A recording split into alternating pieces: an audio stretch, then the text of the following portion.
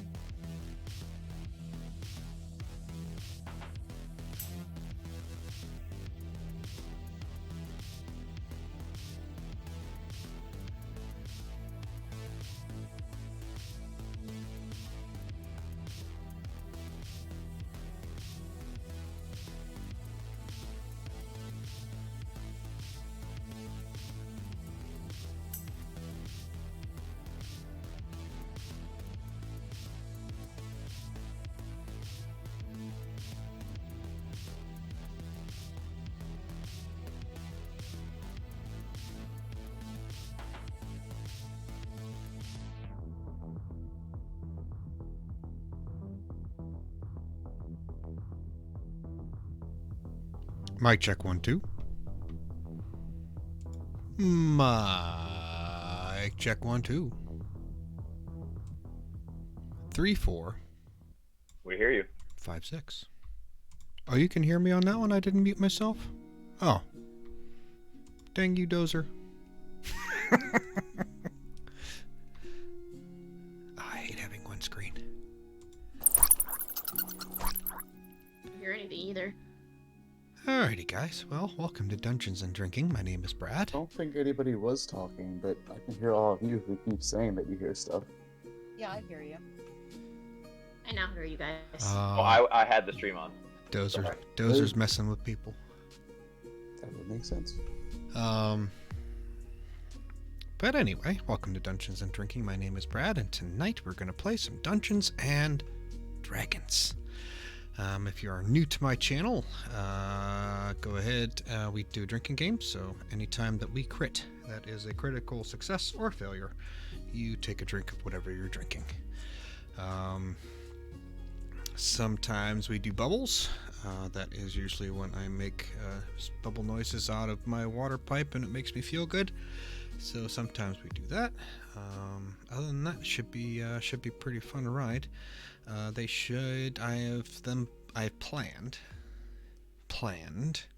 quote, and if you can see my claw hands making quotation marks, it means I don't believe you. No, it's I have them planned on going into the forest today, hopefully. But I have contingency plans in the ready in case I need them.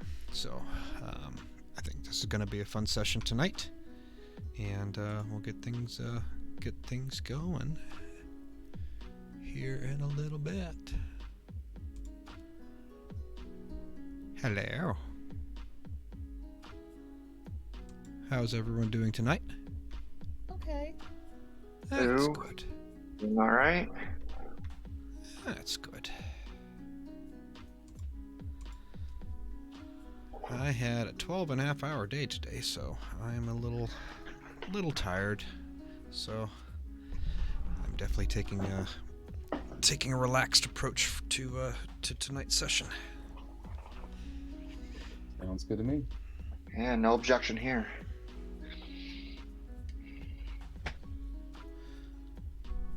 What have we got in the pet pictures? Aww. He looks like he's ready to pounce on something.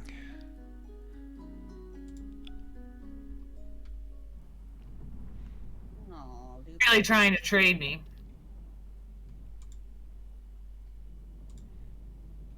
She's such a little pain. She's fearless. Doesn't listen. I partially wonder if she's deaf. No, because you hear the food kibble. And you hear the ice machine. She loves the ice machine. She's like a flying brick, though. She just, like, jumps at something, like, full body impact, wrestling, back. Doesn't care. Yeah, it was my mom that called her a flying brick. I'm glad you liked that. She really is. She just runs and, like, jumps and, like, flails her body, like, her head or her tail, like, her midsection at stuff. Huh. Yeah, after my mom saw that video of you twirling the flags and Chalupa jumping, she called her, quote, a very fine flying brick. She is definitely the softest of all the cats now. No. Surpassing Diana. Oh, man. Okay, are we missing anyone? I think we have everyone. If we have everyone, let's go ahead and get started then. Kitty, if you want to give us a recap of what happened last week. Okay, just a second. I swallowed my food. I made pot roast last night, and that's one of those dinners that's even better the second day. You gotta put it in a waffle iron. Oh, absolutely. Yeah, that's like my favorite cold weather food, and I finally, this is the first time, like, this season I've made it, and I'm just so happy right now. I will eat it every day. I will become the pot roast. I got some in the freezer. I made it like 3 days ago. Alright. So, the rest of the party stayed back to look at the storm, but Roloro and I headed back into town to return that little girl's doll. We went to return it. We knocked on the door. The parents were like, okay, you're here. That's kind of weird. The mother and I kind of forced smiles at each other. As Brad said, the PR grin. We just kind of PR grinned back and forth at each other. We decided to go stay at the temple. Roloro slept outside in a tree, which I used as a inspiration for the AI I had fun with the last couple days. We're really happy we weren't with you. The priest and I had a talk about the doll being in a demiplane, and we talked about mages being corrupted by power. The rest of the party chose to stay in the woods with the telescope, and then I wrote in caps, there's a goddamn forest fire. Ash saw the comets in the telescope, and they got jumped by ghasts. Kobuk got real fucked up. We get back together, I do some quick healing, comet crashes. Dirch gave Roloro a firefly, and she immediately set it free, and Dirch was like, what the fuck, man? And we took a rest, we got jumped by zombies. Roloro tried to give Dirch the paper with the spell on it, and Dirch was like, oh, this is how we do things here, and then tore it up. So, oh no, he wrinkled it up and threw it. And they're trying to get back to being friends again, I believe? And we got jumped by zombies, and that's where we are. Sounds like a plan. All right, so it is now morning time. You all have taken a long rest. The forest fire appears to be contained. I think I said that last week. But there is a visible crater in the southeastern portion of the forest. What would you guys like to do? I mean, crater, obviously. Kobuk is gonna make the point at his eyes and then point at the crater.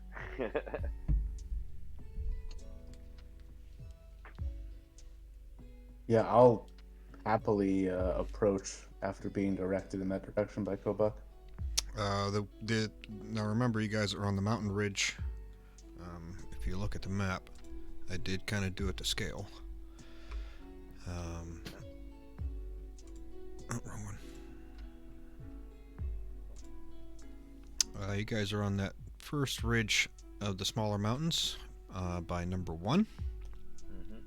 And the crater is like a little bit east or right of number 3. Oh, we I have see.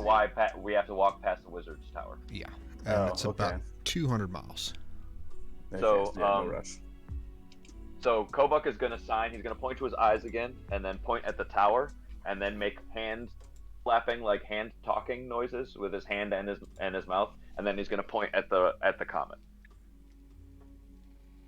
Now, where are these zombies? Are they like down the cliff, or are they like all around us?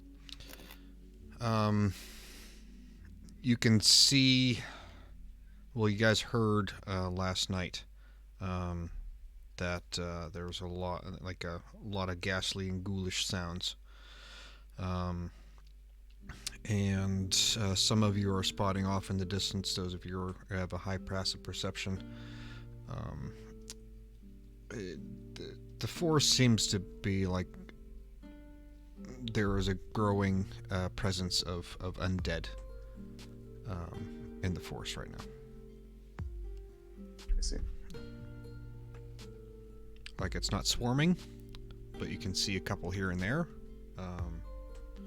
and they all appear to be walking up the mountainside. Towards us? In your direction. I wouldn't say towards you, but in the direction they're heading west.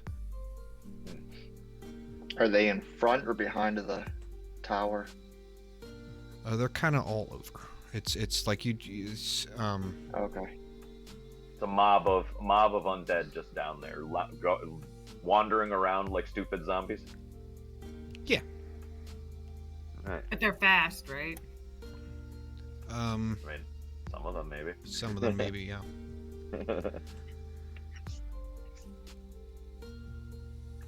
Any of them in? Can we see any of them in or around the foggy area of the woods? You would have to get closer to get that kind of information. Are they Can you bothering use a us at telescope? all? Yeah, you can use a telescope. It is still set up, I'd assume. You are unable to get it focused on something that is that close. It is calibrated for much farther away things. Are they bothering us at all? Do they seem to be coming near us? Are they hostile? Can we turn it around and look through it backwards? They're undead. I mean, Yeah, Maybe they're look through the fucking telescope zombies. backwards? They don't really appear to have any. They're wandering aimlessly. they have no purpose at the moment. They have no Are they purpose at the moment, like and a ship crashed? like you just mainly see zombies right now. Okay. Just as a player figuring out whether or not to use my turn undead. Yeah, that's all. No, From this it's height, just, would they I be, just I want to convey the information that there is a zombie or undead presence growing in the forest. Nothing more than that. Okay. All right. They're not within bow range or anything, No. are they? You are not in battle. You are not within danger. I'm just trying to convey a sense of undead Gloom. gloom in the forest.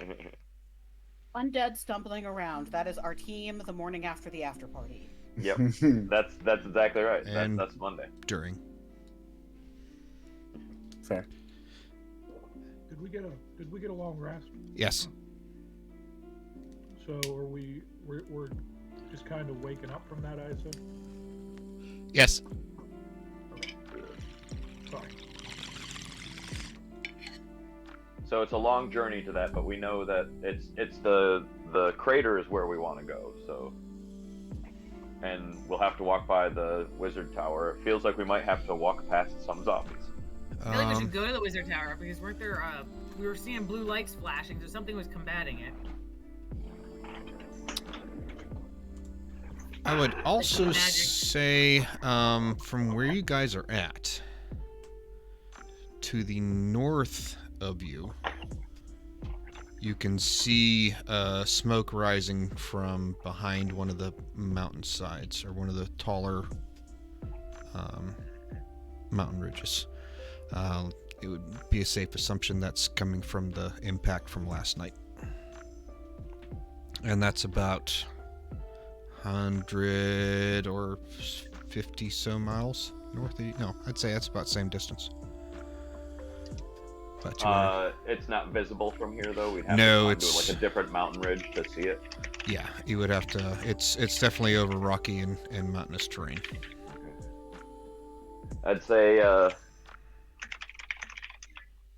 at the moment it probably seems like the woods would be easier to go than the. Okay.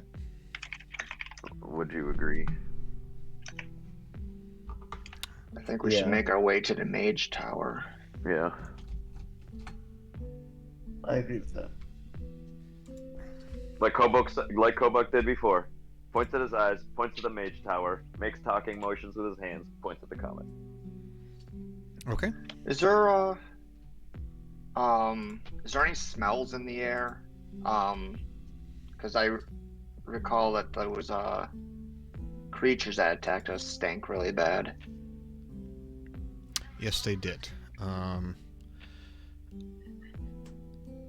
No, I would say that kind of campfire foresty smell that you had earlier is gone. Normal, nothing out of the ordinary. Okay, so there's like no remnants from those creatures. No, like that. no, they kind of came and went. The odor did not linger. I got some of that odor.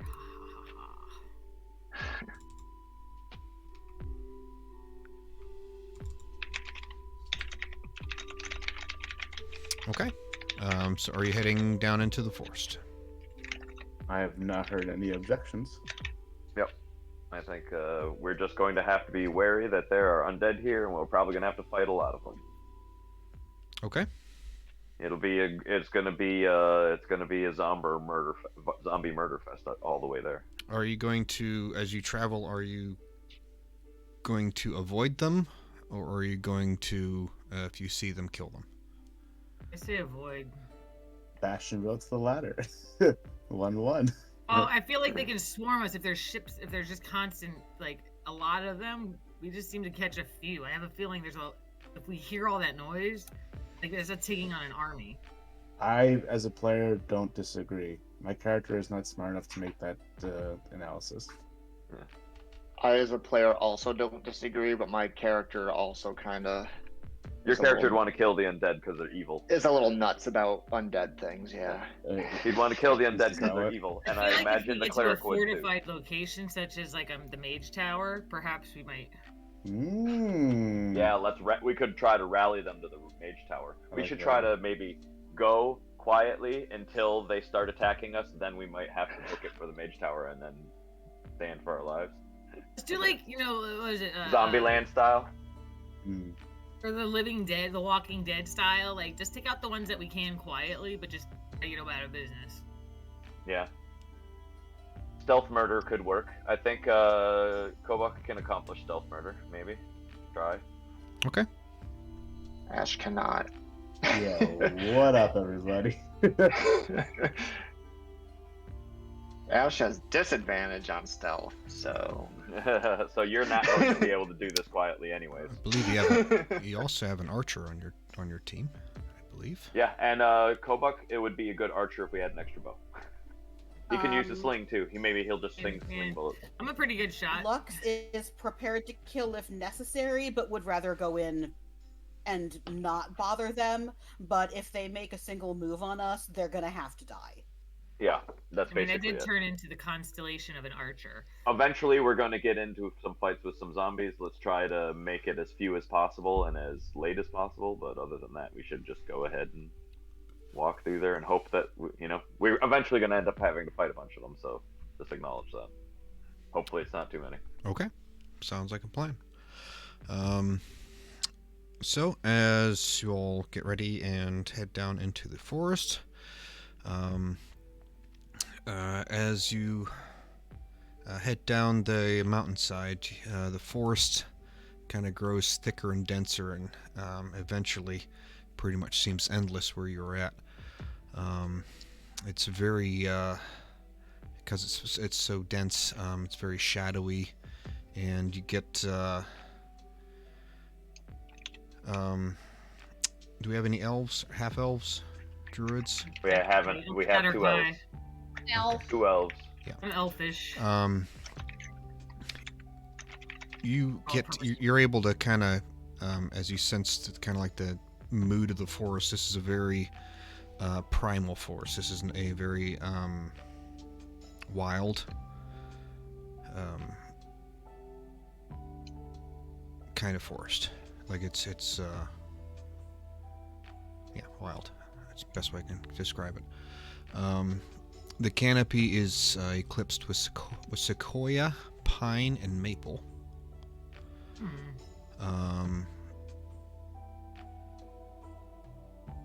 And with just the kind of like little bits and pieces of light that you do see that comes through, there's like a little patchwork of shrubs and little flower bushes and things growing around.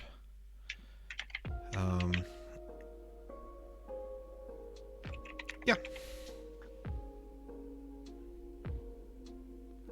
1 second. Oh, sorry. Bundled branches dangle from the occasional tree, and a range of flowers, which grew in abundance, struck out against the otherwise green backdrop.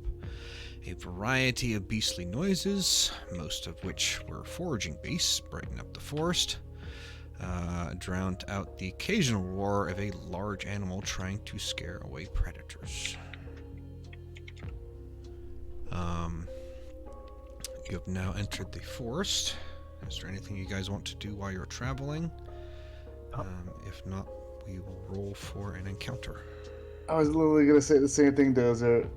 Bastion's gonna like pluck a flower and just like smell it and then take a chomp of it, and I guess Kova's gonna do something similar. But it's like, ooh, these are tasty. I'm gonna just start grabbing at the flowers that they have because these are my flowers now, and I'm gonna save them for later, and I'm gonna make a crown out of them. Okay, works for me. Can I do a medicine check to make sure the turtles aren't trying to fucking kill themselves? We're not trying to kill ourselves. Yes, you may. Kobuk's been living as starving pauper forever. He knows which flowers are edible. Okay, that's a dirty 20. I hope you eat the ones that I eat. Oh, good. They do not appear to be poisonous. Okay. Wonderful.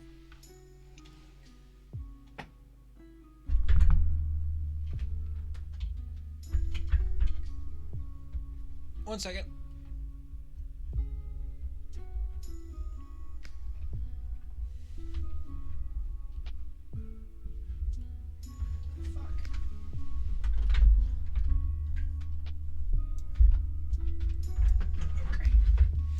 Sorry about that. Yes, the flowers would probably be tasty to turtles, I would say. They are Excellent. they're good stuff. Hardy, healthy. Yum, yum, yum. Nasturtiums, that's a good edible flower. And they like crappy soil. I didn't know Just like that. the turtles. Full sun. Yeah, they like shit soil. They used to grow in the sidewalk cracks in the sand. Rolora, I will take a performance check or a sleight of hand, or nature to do your crown thing.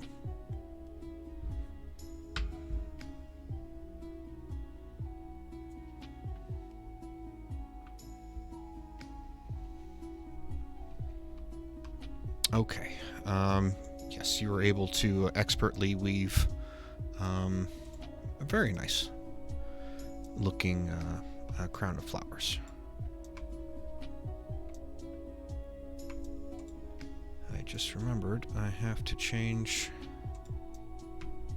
that to public.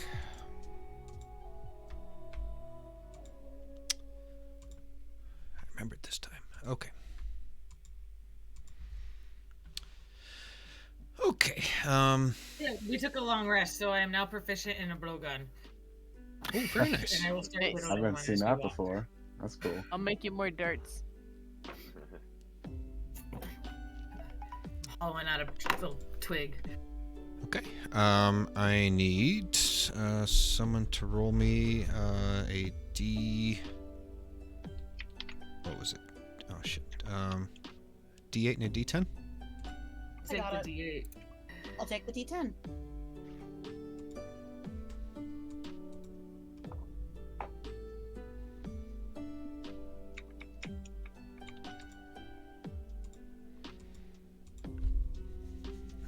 Okay, 5.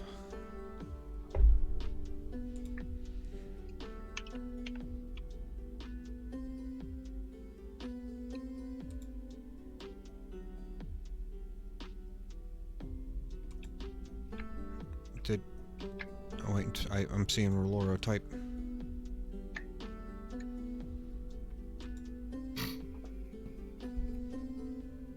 I can George? get the. Yep. I can get the D8. Thank you. Thank you. Okay. Dirch, Roloro is attempting to put a crown of flowers on top of your head. Out of curiosity, is she tall enough to reach my head? No. That's a good point. As Are you jumping? I probably even Slam jump dunking it even onto your head. probably even jumping. I would be surprised. Because what, you're like 7 foot, and I think Roloro's like 5 foot. We're gonna play ring toss on Dirch. But yes, Roloro's comes up to you and is attempting or offering to have you put the crown of flowers on. It's what? As a show of respect towards her, I will. I'll play along. I'll go down on one knee and allow her to put the crown on my head for now. I put on his head, but I am 6 foot, so. Oh, I don't yours? think he needed to do that. Oh, okay. I didn't realize you were To that the tall. tall side of being an elf. Okay. So yeah, she would have been able to reach you. So. But Oh. yes. I'll still. Yes. Understood. I'll still play along. The flower crown is fragrant and nice to you. She didn't mess up my hair, did she? No, it is actually kind of expertly put together and everything. You were quite surprised by the craftsmanship. Okay. I'll stand back up and I'll put my gargantuan hand on her shoulder and kind of give her a nod. Now it's a size contest. Okay. And as you say that, Dirch, you look up and you see coming in, walking in upon the party, is a group of skeletons holding swords. And they are approaching the party. Roll for initiative. Oh dear.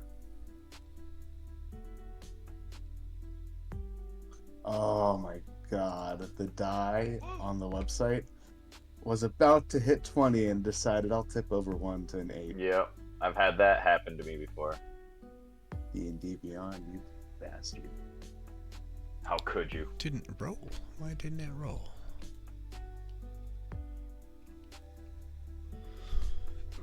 Okay, well, we'll just do, You have to do all, I think. yeah, I'm not gonna do that.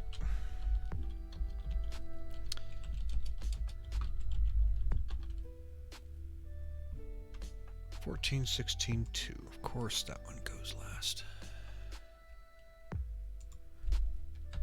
Oh, there's a special one, is there? Yep. Well, Rel got a nice roll. That's right, drink, bitches. Nice. I need to go get some whiskey. Hold on. Offie, I am sorry. I did not. What was your roll? I bucketed 9. it up in the thing. 9. Where are you at?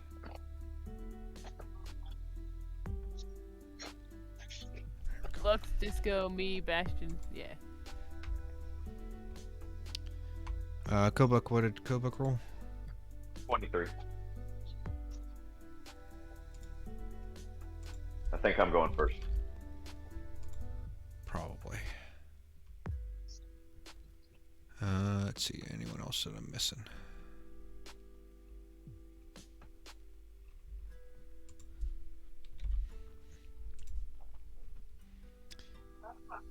Okay. All right. So Kobuk, you are up. There is a swarm of. Well, do you want me to put the battle map up? I mean, if there's going to be a tactical element to it, yeah. Yeah. Because I there's probably about will disengage and walk away at this there's point. about 9 of them. Oh yeah. Kobuk is going to is probably going to go up there, hit something, and then walk away.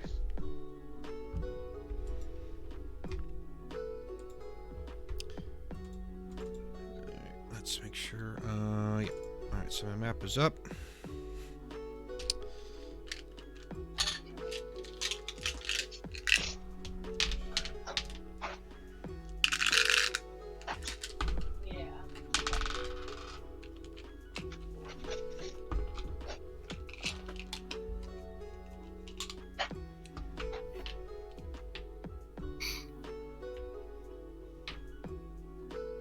Move quiet, Penny.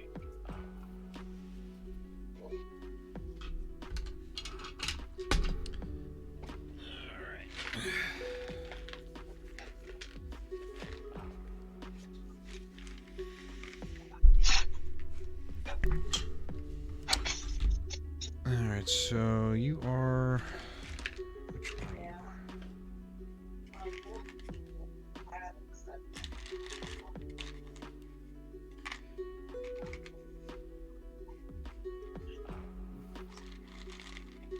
We'll go with that for now. Here, kitty, kitty, kitty, kitty, kitty, come onto the map. Not yet.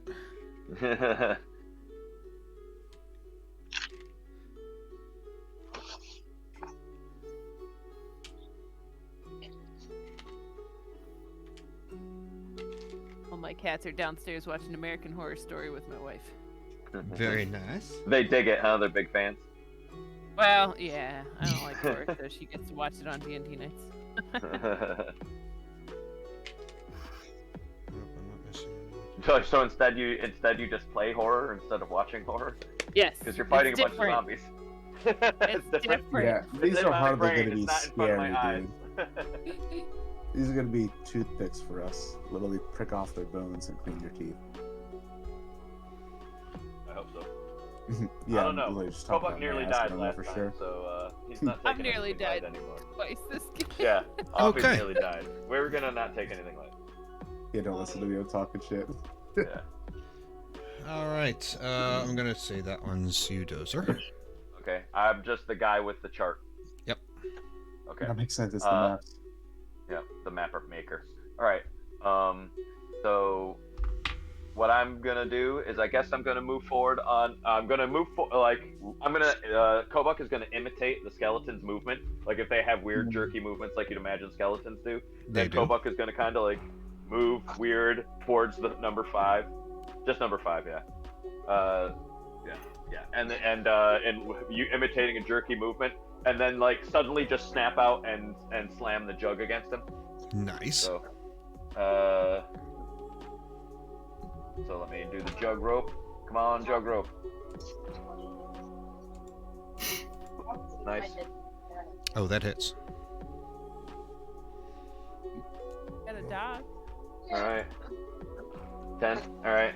And then Kovak is going to use a key point to take the disengage action, so he can move back. It is bloodied, by the way. Oh, if it's bloodied? Yes. No, still I'm gonna move back because there's gonna be it doesn't want to get swarmed when these things I gotcha. go. How far back are you So going? he's gonna move. What's the nearest tank person around?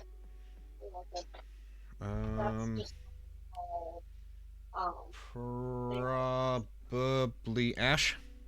Okay, so yeah, then I'm gonna move over next to Ash. And but when he runs away, he's gonna disengage and run away. He's gonna go up and disengage and run away and like laugh the whole time and like drink maniacally. He's gonna think it's so funny and clever that he went up there and pretended to be a skeleton, and then he's gonna run away laughing. Very nice. I like it. Who is Roloro? I knew I forgot. I knew I forgot you. I knew I forgot one. I am going to well, I guess I'll attack number 5 and to hope that the no, I'll stay back. I'm gonna do it with my Wait, am I not next? Oh, who's next? I had a 22. Oh, sorry. Oh shit, you're not in. I was checking my D&D Beyond thing. I'm sorry. Yes, you were up next, buddy. I'm sorry. It was a crit too, wasn't it? Yes. Yeah, you were up next, sir. I'm sorry. We'll get to you next, Laura. I can't see the map because it's not showing up for me, so I don't know just where go. I'm going. Just a bunch of stuff tossed in the middle, like jacks. I'll get you. I got you. You're on the next. Do you want to attack the one that's damaged or a fresh one? A fresh one. Okay. You are attacking your fresh one. I moved you, buddy. Okay. Then I guess put a Hexblade Curse on that one with my bonus action. Okay. And we'll roll to hit.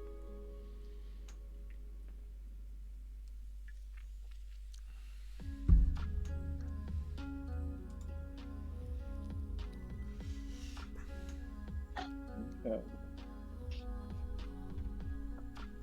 21 hits. Yes.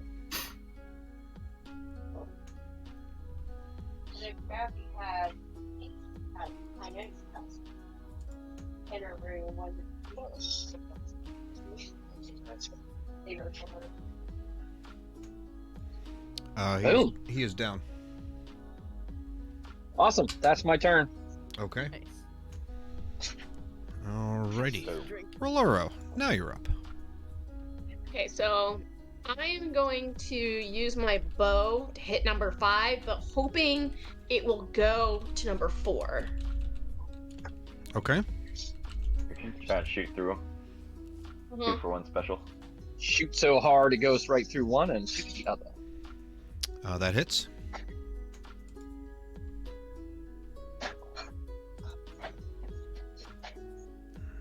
Nice. Well, you bloodied him.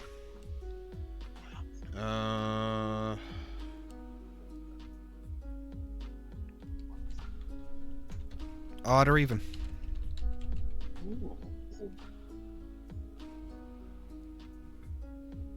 I did not hear you if you said something.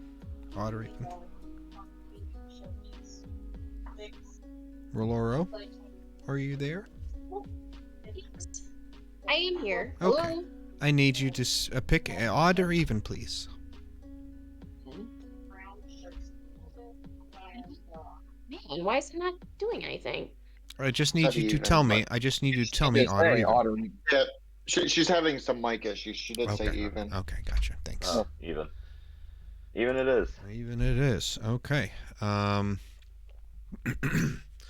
So as your arrow, which one were you attacking? You said 5?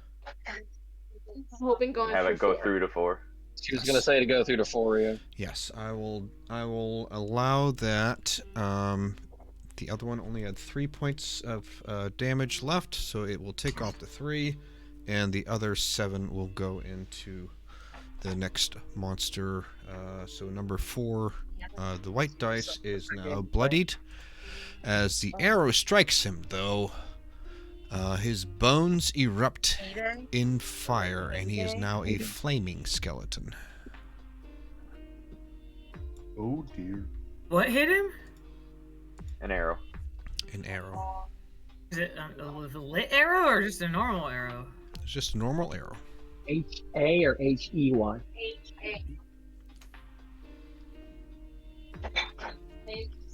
Okay. Is that the end of your turn, Boloro?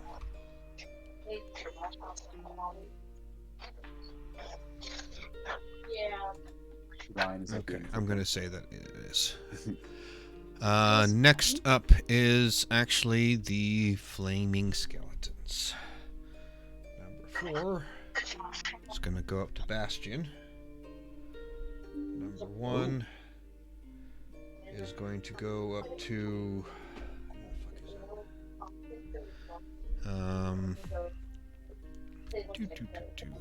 I'll pick someone. I'll go up to Elric. There. And there. Alright, so I am attacking Dirch, Bastion, Elric, and who else did I say?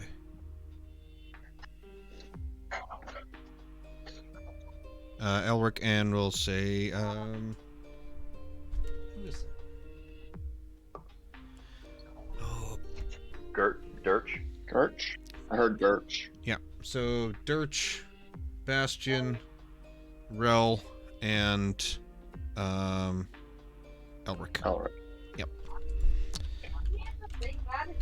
What do you need? Wish I can do the rolls. Sorry. There we go. Okay.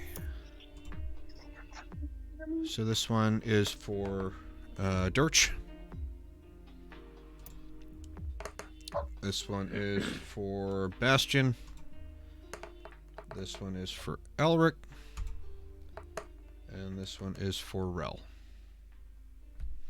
I think. We only see one roll, so We're not seeing any of them. Yeah. God, really? Really? I didn't share all. I see a 1d20 with a 14 as the last roll. I did it. I did the fucking rolls. Maybe I don't know why. Okay. Anyway, You do the, We have to do it old school where you just type it. it's okay. So integrate like the Bastion is Bastion. You're hit with a 22, and Rel you're hit with a 19.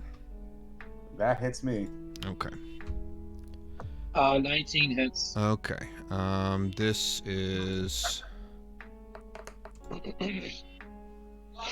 You take 5 points of piercing damage with 2 points of fire damage, Bastion. Okay.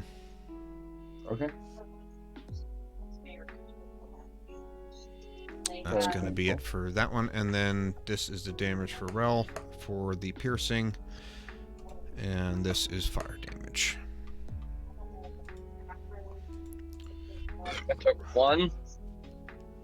That is a 1. So you take 6 points. 5 piercing, 1 fire. Okay. That ends the flaming skulls. Did it attack me? Yes. Did it hurt? No, it Oh. attacked you. It missed. Okay. Because I'm assuming that a 12 and a 13 miss you guys. Yes. Yeah. Yeah. Ash, you are up. Come on, version 19. All right. 5 damage. Oh, all the damages rolled. The rolls didn't. I know. by the time I realized what was going on, Yeah. I switched it It's a over. cool graphic though for him. Yeah. Yeah, so I'm gonna get my ass in between 1 and 3. Yeah, and I'm gonna attack 1. You have flanking? Sweet.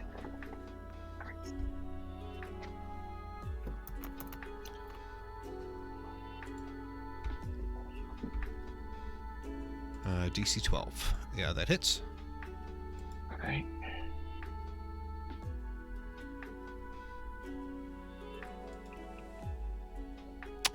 He is bloodied. Alright, These and guys then I'm gonna seem. use These guys seem to take a little more. Have a little more fight to them than the regular skeletons. But it is bloodied. Yep, and I'm using my bonus to do Word of Radiance. So that's gonna hit each creature within a 5 foot. I need a 13 Constitution save. Oh hell yeah, buddy. That is there. And there. I think they both fail. Oh no, the one saves. No, one saves. Okay. All right. Number one So is number one failed. All right. So 3 is gonna take 1d6, 2 of radiant damage. Okay, so 2 points of damage. Yep. Two. Radiant damage. If that makes a difference. Unfortunately, it does not. Okay. They are a little too low level for that kind of damage to take effect. They're pretty basic. They're just animated skeletons. Yeah. The bones don't care if the sun's out. Okay.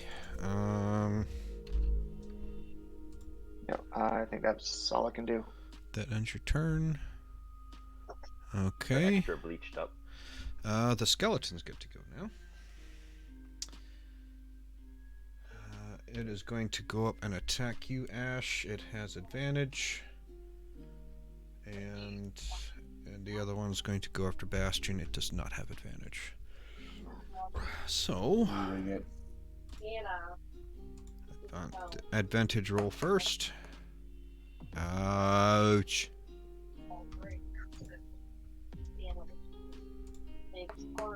Yeah, that hits. That's okay. Okay, 4 points of piercing damage. This is the attack on Bastion with no advantage. I'm assuming that misses. That ends the skeleton's turn. Yeah. Lux, you are up. Okay. Dirt, you are on deck. There's a cat on my mouse pad. Okay. Hestia, I'm glad you're helping. Are you a tabaxi? Okay. So I would like to get kind of into the middle of all of them. I'm trying to get as many of them as possible within 30 feet of me. That is where you will have to be. Okay. I need a DC 13 con save from any of them that are within 30 feet. That looks like all of them. That looks like all of them. Okay. Okay, so...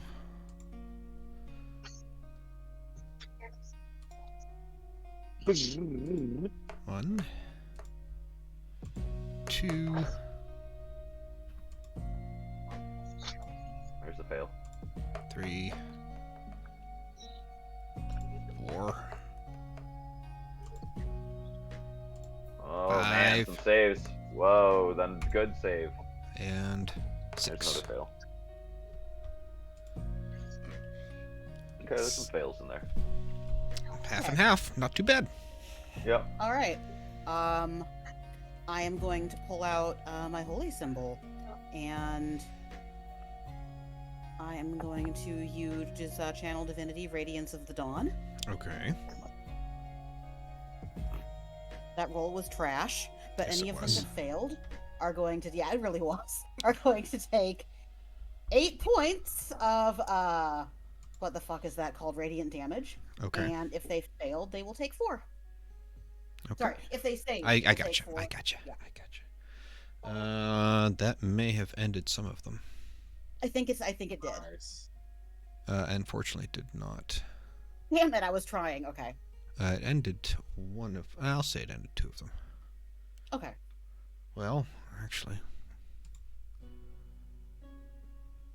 Nope. That one ended. Actually, you did. Because. You had damage. Yep. So 2 of the flamers went down. The other ones are fine. Okay. And. Oh, wait. You said 8 points. No. The other skeleton is bloodied. They're so yeah. Okay. Which one has taken the least damage so far? Like, who's looking good? They kind of all are. None of them are bloodied. Okay.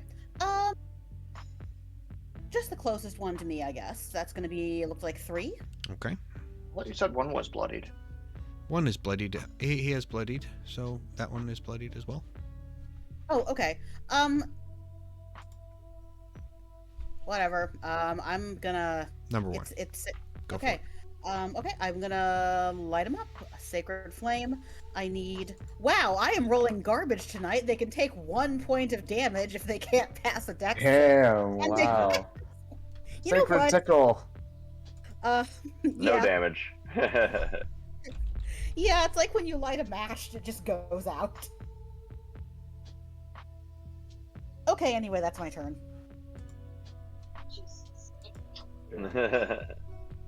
Good plays, but Avery decided to kind of nerf you a bit. Like when you're trying to light a lighter and it's just sparking. Yeah. Dirch, you're up. I'm gonna slide up to the skeleton that's right there and pull my sword and swing away. Go for it. I'm gonna take and place my shield on my back for the moment. Okay. So I'm gonna heavy swing it. I Okay. don't need to, but why not? Go for it. You have advantage.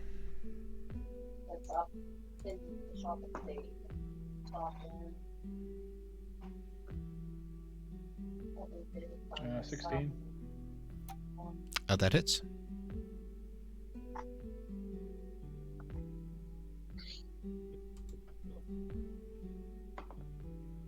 Oh Jesus. For 3. Really? Yeah. We're just doing amazing tonight. No, he's still going surprisingly. All right. So I'm complete, but I'm gonna send my goose in. Okay. Finish Try the and job. Finish 'em off. 13 to hit. Bringing in the big guns.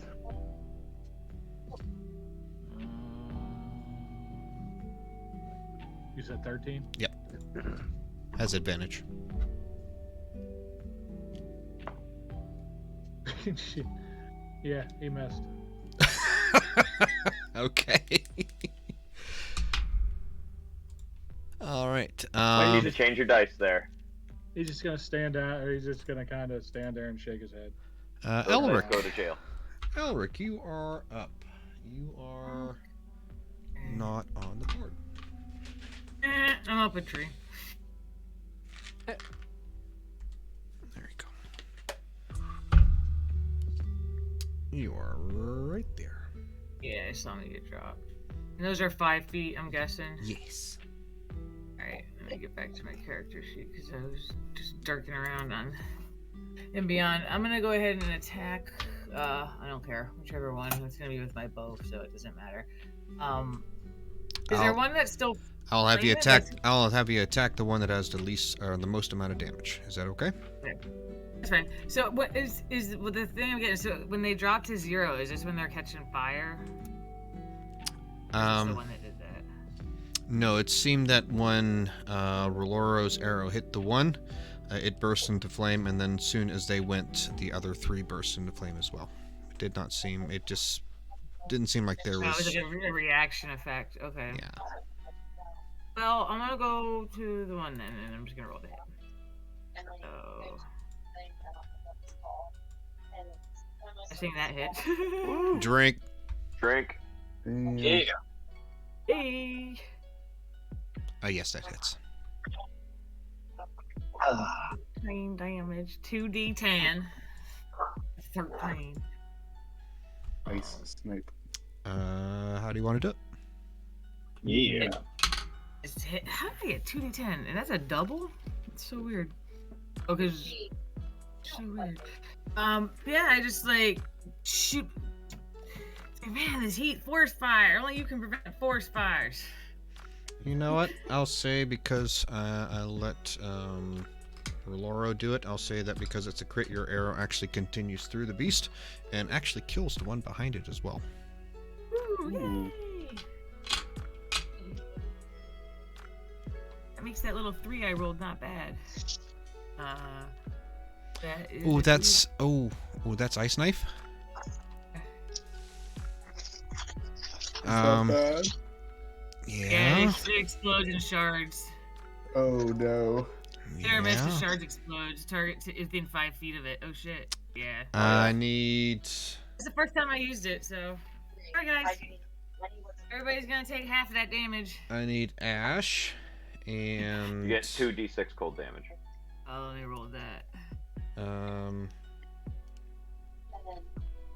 Who is that? Ash and. Is that Rel? Somebody? Yes, Rel. Sorry. Yes, Ash and Rel. Alright, so if you fail, you take 8. If you fail, you take 8. Yeah, I need Rel. I need a dexterity saving throw, please. Sorry. Hold on. I'm looking. Ash saves it, so I guess you're good. So I'm cold resistant. There you go. There you go, that's nice. So yeah. that helps. Elric will damage the party HP, and the turtles will damage the party mentality. Together, we will be our own BBG. You said you needed deck save? Yes, please. Okay. Do I take damage then, or? The enemy was each other the whole time. No. If you succeed, you take no damage. Okay, good. Rel, unfortunately, you failed, so you take. You take 8. No, I need Elric to roll Elric 2d6, and we're gonna multiply It that was by 8. No, that was 2d10. Oh, I'm sorry, they did. Yeah. So that is 8, so that's 16. Because it was a critical. Yep. Ouch. Does that put you down? I only take half of that. But you take a resist, so Oh, you you take take 8. half of that. So you take 8, yeah. I'm hurting. Yeah. Oh. 8 still I'm hurts. hurting. We're still on level 2. Yeah. 8 still hurts real bad. I'm a cleric. I'm gonna way shimmy past up a bloody. tree for my movement. Okay. Bastion, you are up. Yeah, there should be one cell directly in front of me, right? That's right. Okay. I got a nice hit on me, so I'd like to be kind and return the favor. Oh, you have Sharing is advantage. caring. Caring is caring. My turn. You had the 18. advantage if you want to. Oh, I'm gonna roll for advantage. Yeah, if you're gonna give it to me. Nope, not that one. Oh. Drink just because it happened. Yeah, drink. Yeah, definitely drink. Nothing to see here. Go ahead and roll that beautiful damage roll. Okay. It's 1. Don't jinx me. 13 bludgeoning. Yeah. How do you want to do it? How's it going? Okay. I'm just going to like kind of one at a time and aim them all down on the skeleton's joints. So like, first one of the arms floating weapon falls off, then the other, then we get rid of the legs, and while it lies on the ground, just be like, and there we're done, and I'll smash its head in. Very nice. Nice. Artistry. Dirch, so before you would see Bastion kind of surgically dismember this skeleton beast, and smash its remaining bits with its foot. Very impressive. Is that the end of your turn? Yeah, I'm not going to activate a rage or anything for my bonus action. Okay, Offie, you're up. Okay.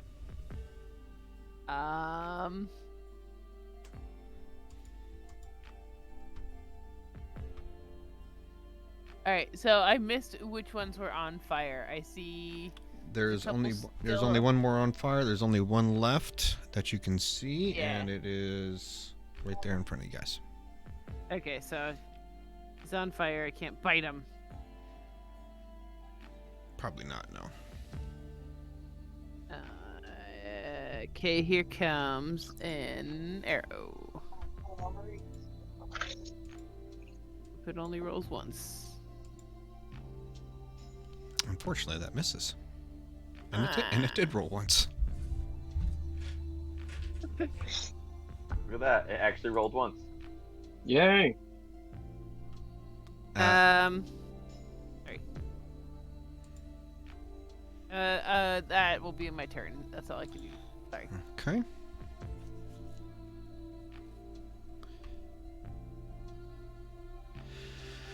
Okay. And seemingly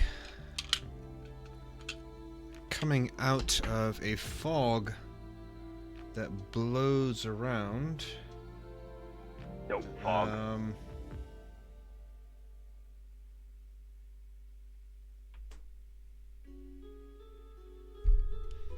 Roloro, a specter appears behind you and it attempts to life drain you. That.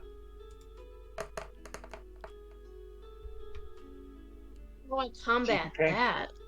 Oof. It's gonna successfully life drain you. You have to do a con save. Is that what it says? 3d6. Ouch. Yeah, so you take the damage. So you take 9 points of damage. I need you to make a Constitution saving throw. If you fail, that damage is permanent.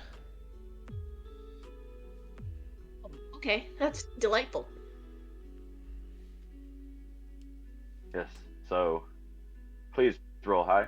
Ooh. Yay! Just made it. Ooh. Ooh. Okay.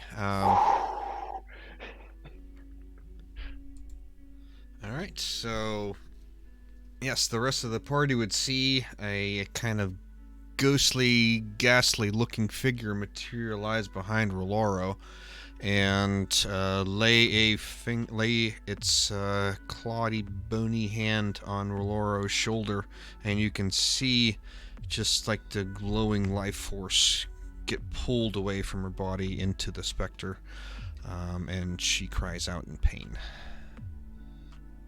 Excuse me while I whip this out. Wow. So at 3d6, this has the potential to be like really, really easily take out a character at this level. Yeah, bad no luck. kidding. Bad luck could definitely end a level 2 character with this. It's a good match for the level. Top of the round, Kobuk, you're up. I'm up, huh? Point to me again. Let's see. There. I'm chart guy. Okay, there he is. Yeah. All right. So there's 3 people around this number 1 over here, right? Pretty much. Yeah. Okay. That guy will be fine. All right. So I guess I'm gonna go after the Spectre. Yeah, I'm gonna go up to the Spectre, and I'm going to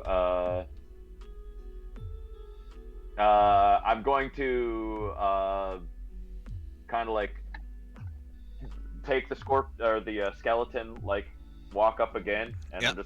I'm gonna adopt the skeleton like movements now that I've seen the skeletons. I'm gonna walk up there, and then I'm gonna do the same thing, and then I'm gonna just bash it with the jug rope. Okay. Let's see. How Wonderful. we do here. Kobuk is gonna be a skeleton for this. Is there any flanking? I'm trying to think. There's anybody next to it. Yeah. There can't be. Right. Yes. Rolaro is right there too. Yeah, I'm okay with that. Go ahead. All right, flanking then.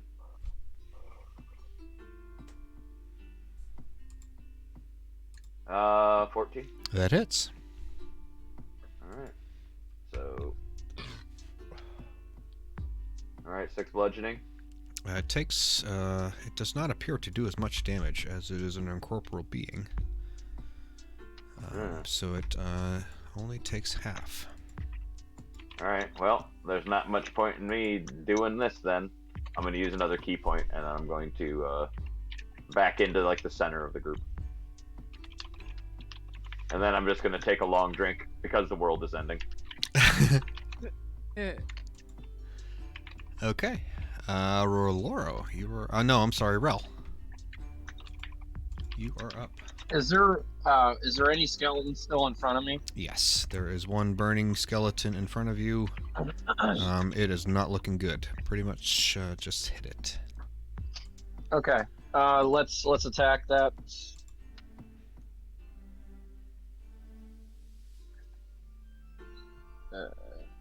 Oh, I like your thumbnail, Kobuk. Which one? The one you have in Discord. The jug one. Yep. Unfortunately, Yeah, that's one of the unfortunately, ones I did in AI. Like, he came out looking too clean on the first run, and Dolly will not recognize the word drunk, so I have to describe him as, I think I said ragged or disheveled. doesn't know intoxicated. I didn't try that. Okay. But no, unfortunately, 11 misses. Need a 12. But you have advantage. You have advantage. You are flanking. Oh, I had no idea. Okay. Yeah. Let's try that again then. Oh, crit. that'll be nice. How do you want to do it? How about hell yeah? Since I've taken a lot of damage, I kind of went down on one knee, and after I got up, I take my glaive and just split the skeleton in half, straight down. Very nice. It falls to pieces. Now, with my bonus action, Yes. since I heard Roloro scream, I turn and look and see the specter and shoot an eldritch blast at it. Hell yes, you are. And it's a repelling blast, so if it hits, it's going to knock it away 10 feet away. It is an incorporeal being, sir. It is immune to So that. even a repelling blast can't do anything to it? It is immune to such damage. Or to such... Eldritch Blast, I think, is force damage. Yeah.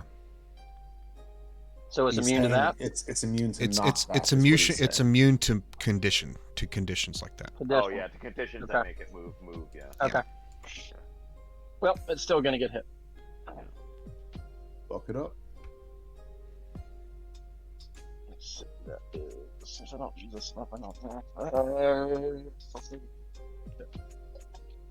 So... It's like you can't move a ghost by throwing a book at it. Like the book just goes through it. Like if you try to push a table into it, it won't be pinned down by the table. But it's like a magic blast. That's the weird thing. I know. It's stupid. 22 hits. Okay.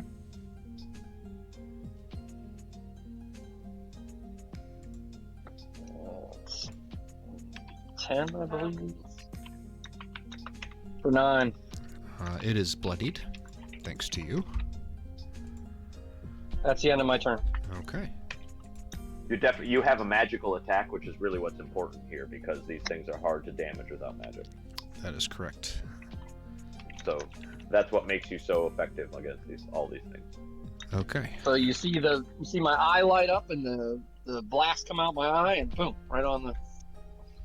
Does a little bit of damage. Laser. Laser. You laser something. Roloro, you are up. They're susceptible to lasers. Rel with a freaking laser beam out of his eyes. I am going to Misty step my way up a tree and then try to shoot it with an arrow because that's what I do. Okay.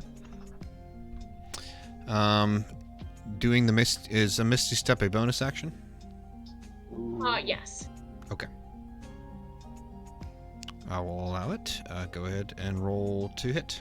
12 to hit. Ah. Unfortunately, an 8 misses. Ooh.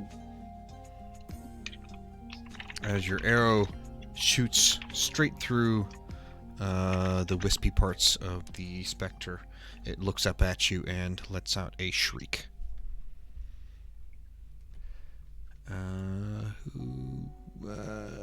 Ash, you are up. Alright. I don't have any range attacks, so he's gonna run up and attack with the Morning Star. Okay, roll to hit. You really have no range attacks on your character whatsoever. Let's go. I mean, he can pick up a stone, maybe.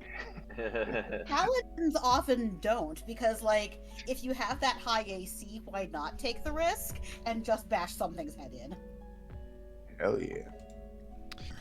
Just you should get a know, crossbow. just so you know, game mechanic wise, smite damage will not be halved. Just to let you know. It would not be halved. Yes, magic. the Yeah, physical it's the magic. physical damage will be halved, but when you do smite, it is a magical damage. It is radiant damage and will not be halved. All right, let's check out what the damage is before deciding that. Okay. I'm allowed to do that. Yes, that's the great thing about smite. You can decide to Sweet. smite after you see the attack. I'm gonna use smite. All right. Wonderful. So 2d8 extra radiant damage, plus 1d8 against undead or fiends. Go ahead and roll that beautiful bean footage. Yeah, What was that, roll them 3d8? 3d8 well, plus two plus additional. your regular damage roll. I miss being a paladin. Oh, so good. Okay. I did the regular. I did Oh, you damage did. already. So 10, that's yeah. 5, 19. How do you want to do it?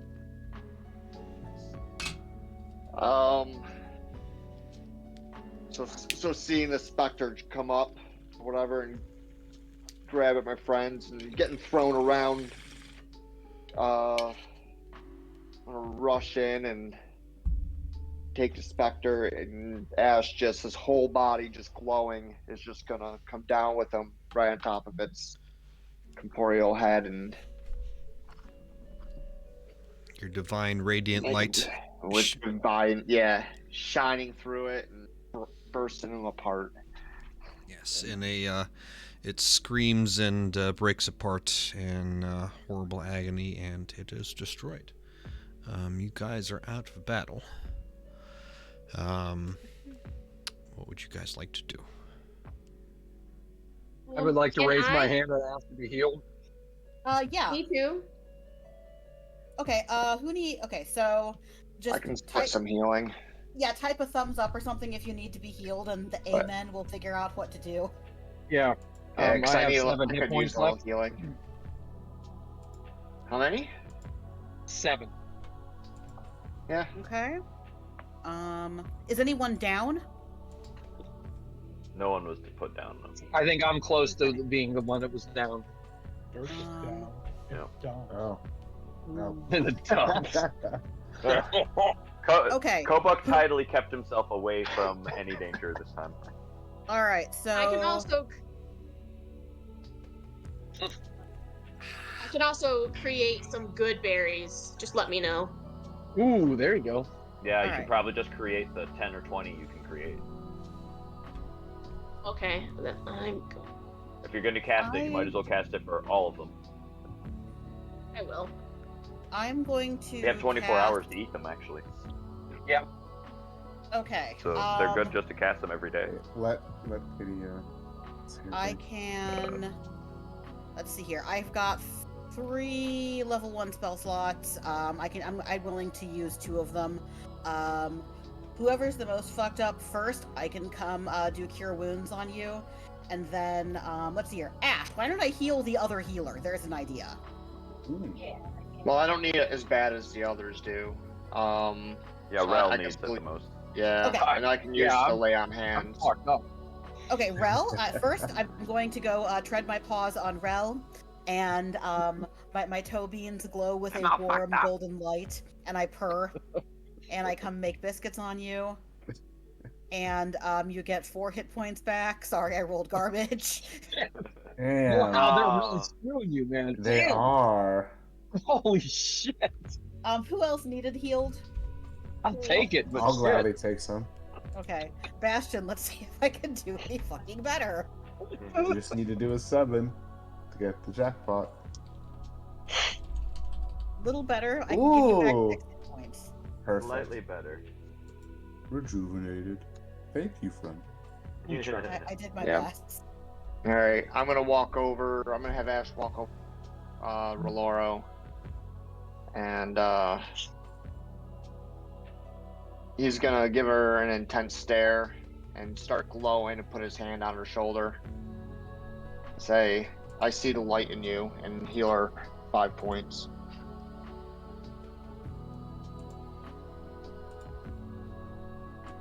Live.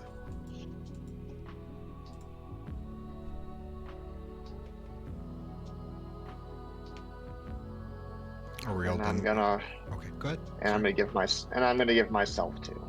Okay. Are we all done with the healing? I guess. You can use some more, but that's I mean, I can we should short try. rest then. Let's Kobuk use his key points, so short resting. If people need to use hit dice, let's do it. Sounds And I fine also with have Unfortunately, the as series that I you all created. decide to kind of maybe sit down and rest after Katie kind of sits down all puffed out. She's like, "Sorry, I don't know what's going on. I'm just can't. It's not working as well." You'll hear the sounds of battle and magical explosions somewhere pretty nearby. I need a perception check from everyone, please. I'm up a tree. You Nice. roll with advantage, please. I'm also up a tree. Roll with advantage. And I'm gonna I'm give on the myself ground. guidance too. Roll with disadvantage. Kobuk's drinking. What? Definitely give roll somebody with That's what you get. guidance. That's what you get. You know, I will. I even rolled an 18, but for you, Brad, Damn. I will roll with disadvantage. Okay, How many crits do I had tonight? Fucking Oh, hell. damn, God, did you why roll did I a take crit? that Oh, there's offer? another one. Elric too. Oh shit, we're gonna get hammered. I see Oh, everything. That's I- 2 drinks. I See, opposite alley-ooped myself. Okay. Oh wow, bastard. Well, Elric, Damn. Elric and Rel, as you hear off in the kind of off closer by your side, you both turn around and you see kind of down in a little gully a couple of those like flaming skeletons swarming over what appears to be a mage, as he is casting spells and cantrips, trying his best to fight these things off. How far away?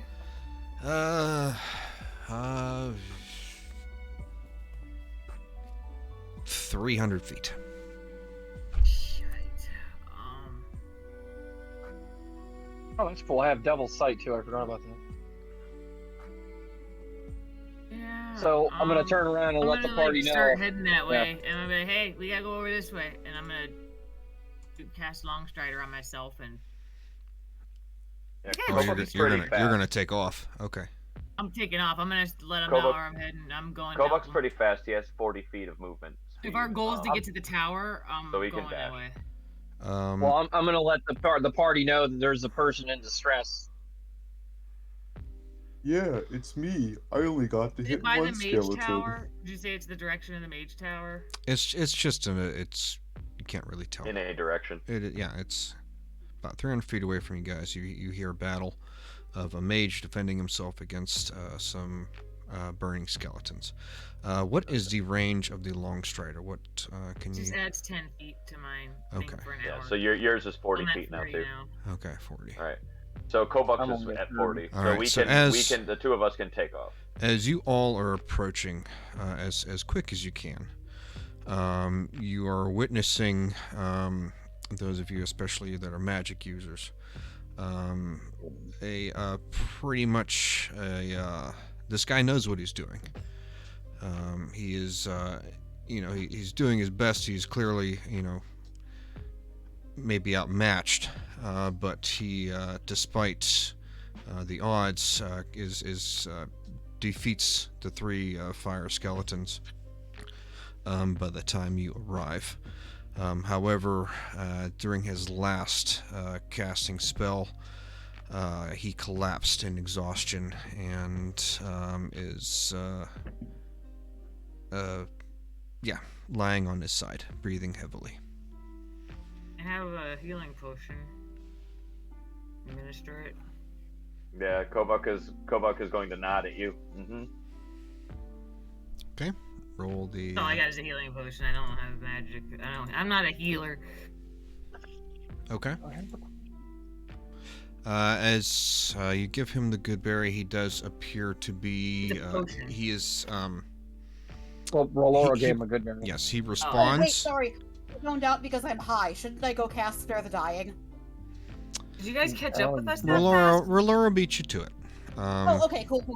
So Roloro put a good berry in his mouth, and you see his kind of exhausted body kind of slowly kind of flinch back to life. He is still unconscious, but he is stable. His robes are badly burned, and you can see kind of bleeding and gashes and stuff. This guy's pretty beat up.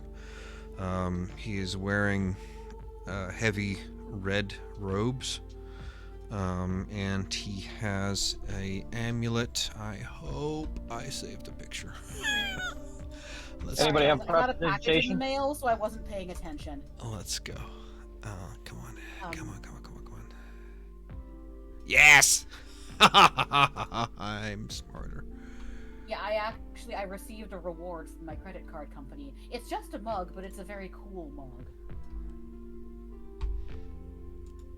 Alright.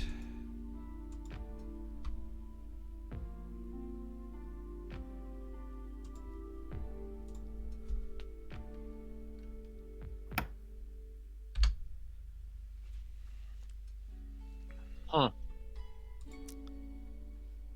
Oh, nice. Now that is a cool mug.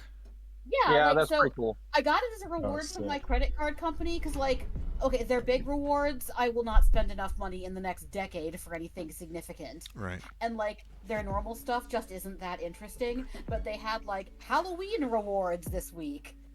So I got that mug. That's pretty freaking awesome. And then I think Yeah, I that's cool.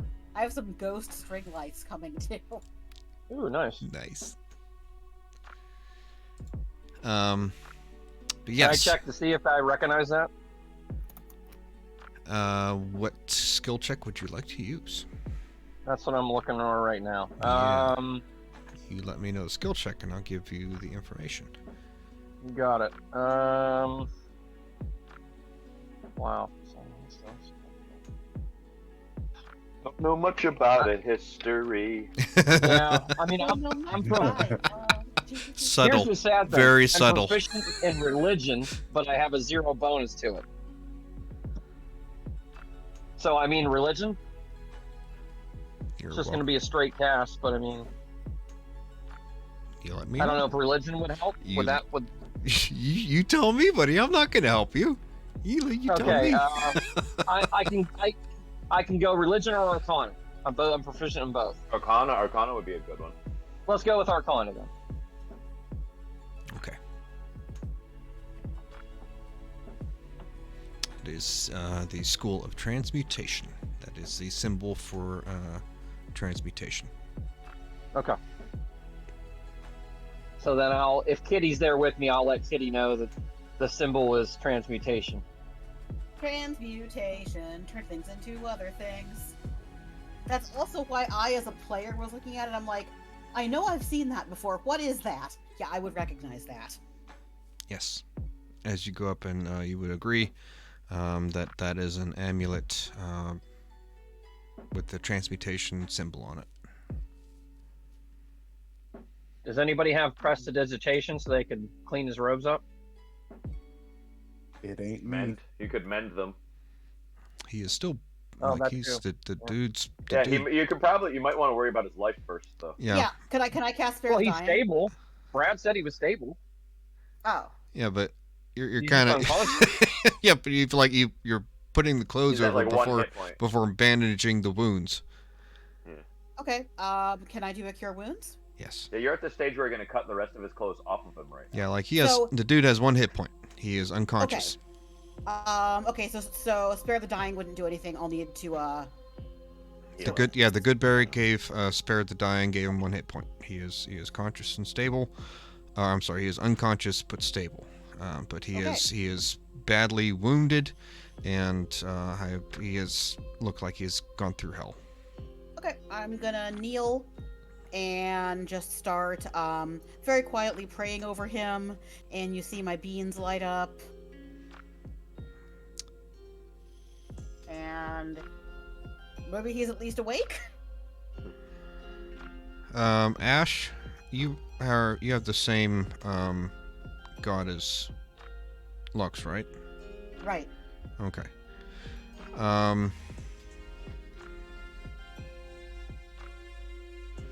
I'm gonna send you something, Ash. He's your Zealot henchman. Mhm.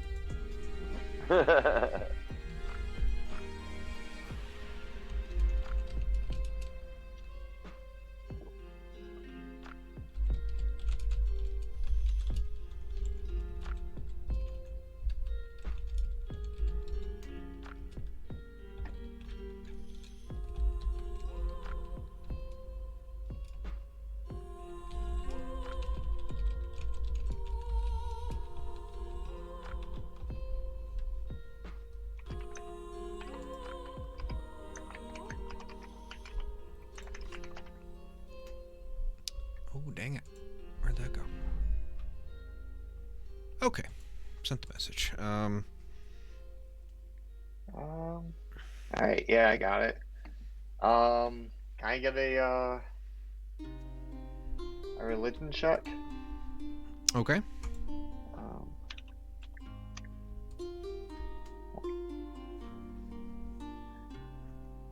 Yeah, go roll for religion. Okay. Ash, as you are seeing Lux kind of struggle again and again with her prayers and her call to Lathander, that you feel that during this troubling time that you should go up and your Lathander kind of reaches out to you and urges you to go to Lux and help her. And Lux, go ahead and roll that with advantage. So roll that again, please, and add that. Alright. Rolled in garbage. God damn. Exactly the same roll. Same fucking thing. Jesus Christ. Lathander does not like Lux at the moment. I'm trying. Oh my god. Oh my god. Wow. I'm trying. That's okay. Lathander's like, It is what it go. is. It's Dungeons and Dragons. It is what Like it I is. said, I have a niece whose name is Avery, and she's not a bad kid, but she is just like a little agent of chaos. And so whenever my dice rolls go like this, I think that like she's somewhere fucking with them. She's made a voodoo doll. Yeah. Yes. Okay. But anyway, that as both of you pray over the mage, you see his wounds heal up, and the kind of color come back to his once pale face. He is a young human. Let's see. We'll go with Leo. He looks like Leo DiCaprio. young Leo. We're talking Titanic Leo. Okay, I was thinking Romeo and Juliet. Cool. Maybe, that's really yeah, young, Leo. that's really young. No, The beach. yeah, we'll go Titanic. Okay. We'll go Titanic Leo. And he kind of Kobach offers him a really strong port. he kind of he blinks kind of groggily and looks up, and his eyes go wide as he sees a pretty much ragtag of various Fucking zoo crew. That's true. Yeah. and Cyclops, the human, the cat, the Yeah, lizard. that's why I had so much fun making those AIs of our party to look at us collectively. The what the fuck do you like approaching? Oh, if there's a way that you can do that picture of this dude like looking up and seeing like our entire party looking down at him, like, can you imagine that? Like, what the what the fuck would you do? I'd assume I had died. Yeah. I would just figure I was dead. Like, so am I in hell or heaven? Yeah. So he kind of looks up at you, and he's you can see like he's very wide-eyed and shocked, and he kind of licks his lips and he says, "Am I dead? I'm dead, aren't I? Well, it was a good life. No, friend. You are not dead. I'm not dead." Oh, And he looks kind of down on himself, and he feels himself, and he reaches over to his ribs where you can there was like a huge tear in his robes there, and he kind of feels himself. He's like, by Jove, did you heal me? Oh, praise be that there are still some good people in the land in such dark times. I'm just gonna smile and say, my magic hasn't been the best lately, but I did what I could. I understand. And he kind of groans and kind of pushes himself up, and he's kind of staggers to his feet. And he's well, thank you. I owe you my life. My name, oh fuck, what is his name? Leo. Leo. You called him Leo. Leo, yeah, he's got to be Leo now. Yes, my name is Leo. I am a mage of the God damn it. I gotta get Mage it of the right. Magi. Yes. Mage of the Caprios. Yes, I am a mage And my name is Leo. in the order of My name is Leo Cadafrio. Leo, Order of the Magi. At your service. Leo Cadafrio.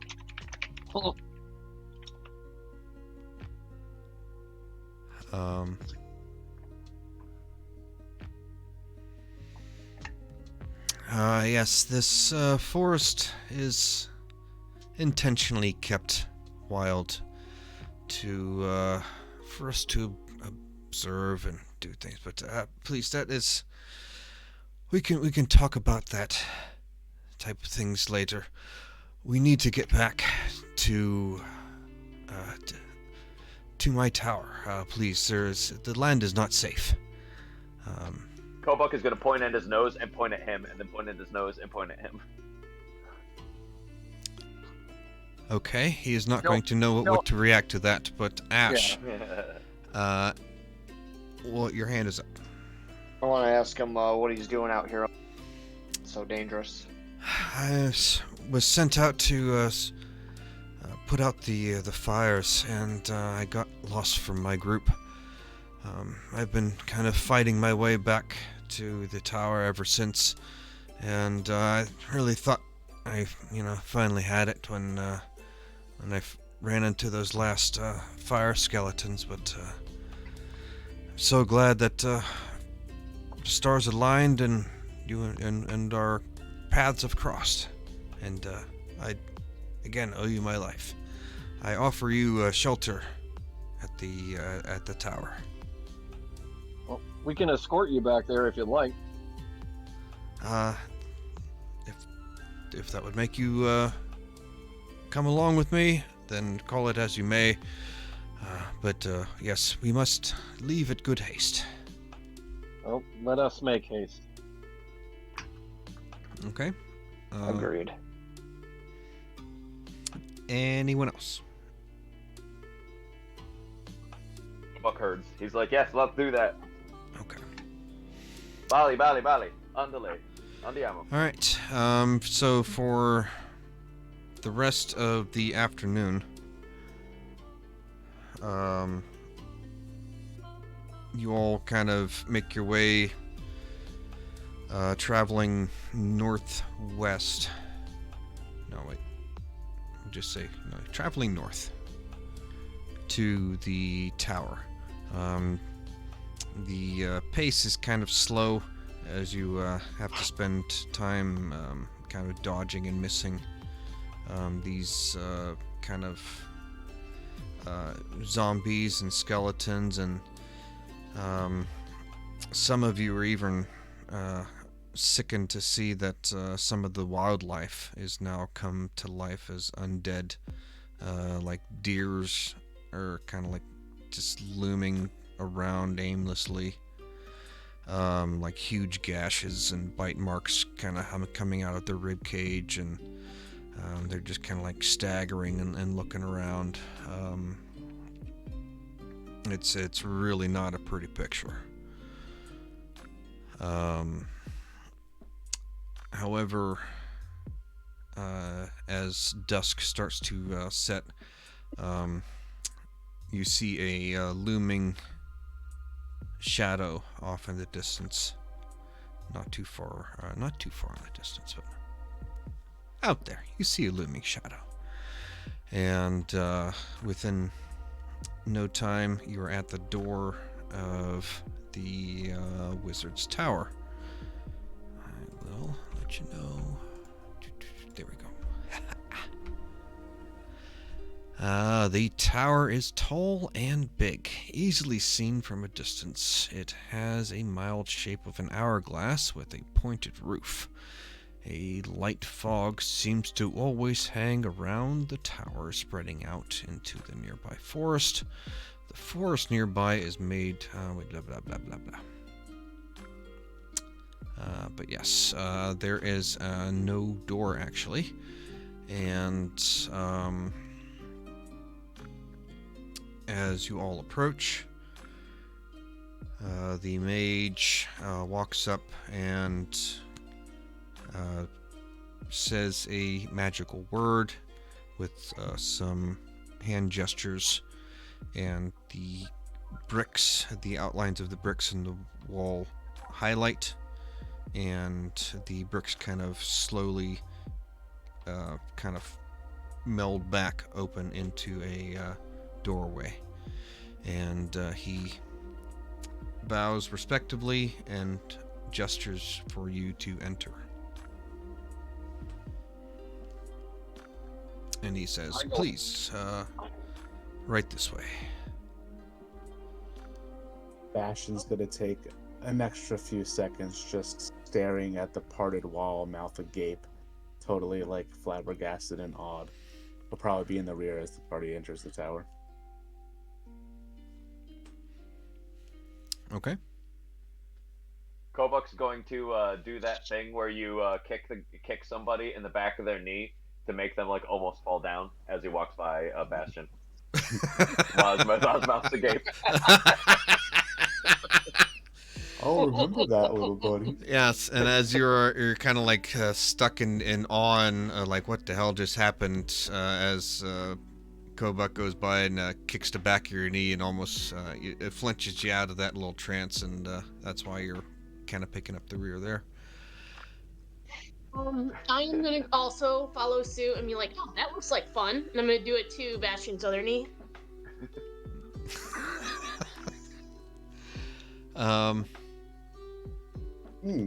Kobuk, I need a dexterity saving throw, please.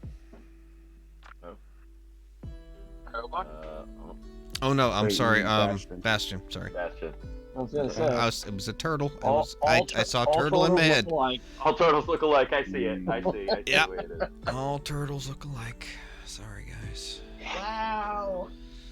Damn. That didn't take long.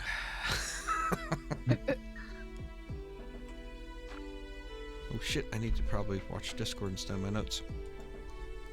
Nah.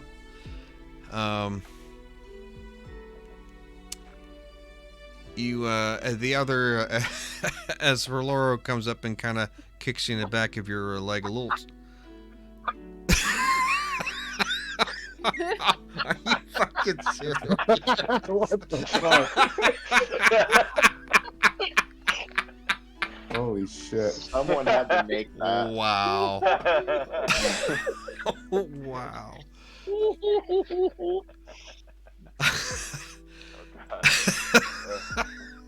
I'm laughing at my own joke. Roloro, you come up and you kick the back of his knee a little bit harder than, not really understanding the joke that Kobuk played on Bastion right there, which actually caused Bastion to stagger back. You catch your footing, but yeah, you kind of have to stagger back, and that kind of smarted a little bit. Bastion will not say anything, but as Kobuk and Roloro enter the tower, Roloro just gets a very unbroken, drawn-out stare, and Bastion will just remember that. Roloro, she thinks he's staring at her because she looks good and just blows him a kiss. Oh god. I mean, when I did those AIs of Roloro, I did specify pretty. Yeah. Like, pretty was in the prompt. Well, that's hilarious. Okay. Oh, it's what's Elma gonna do? Oh, just stare. Okay. All right. You all enter a large foyer. Kind of think like a kind of old wood cabin type thing. It is a pretty much the entire bottom floor is like an open tavern. It is a jostle with activities. You can it's kind of all broken up into like different tables, and you can it's pretty much like a bustle of activities. Like a wizard club. Yeah.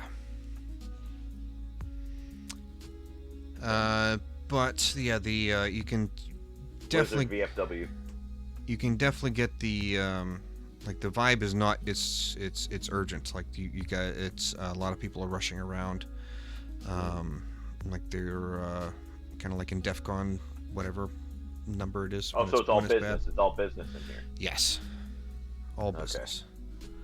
All business. And as Leo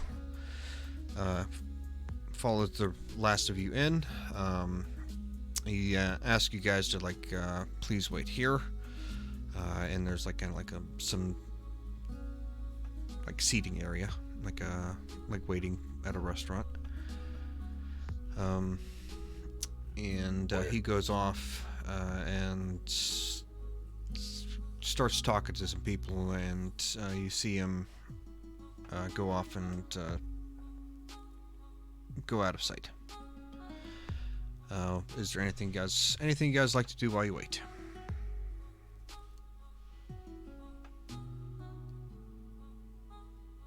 I'll just keep staring at Roloro. Could we just take a short rest? Yes, you can take a short rest if you like. Yeah, Thank short God. resting maybe would be a good idea. Yeah, Yeah, I'd like to 'cause get I'm some gonna- stuff back. I'm gonna take some. Yeah, I'm gonna roll some hit dice. Yeah. Roloro That would just would- keep staring at him, and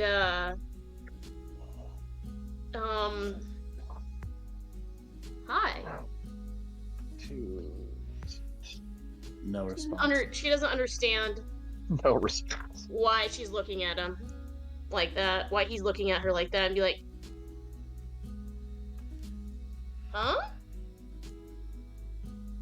No response. Ugh. She's got to. Yeah, I would say that would probably make more sense when the guy would be like, "Hey, I have to go talk to this guy. It's probably going to be a little while. You guys can set up camp here, like hang out here for a little bit. You know, take a load off, and they'll come back and see you when the archmages want to talk to you." So yeah. Question. Go ahead. Does the room that we're like waiting in have multiple exits or just the one entryway? From what you can tell, just the one. Okay.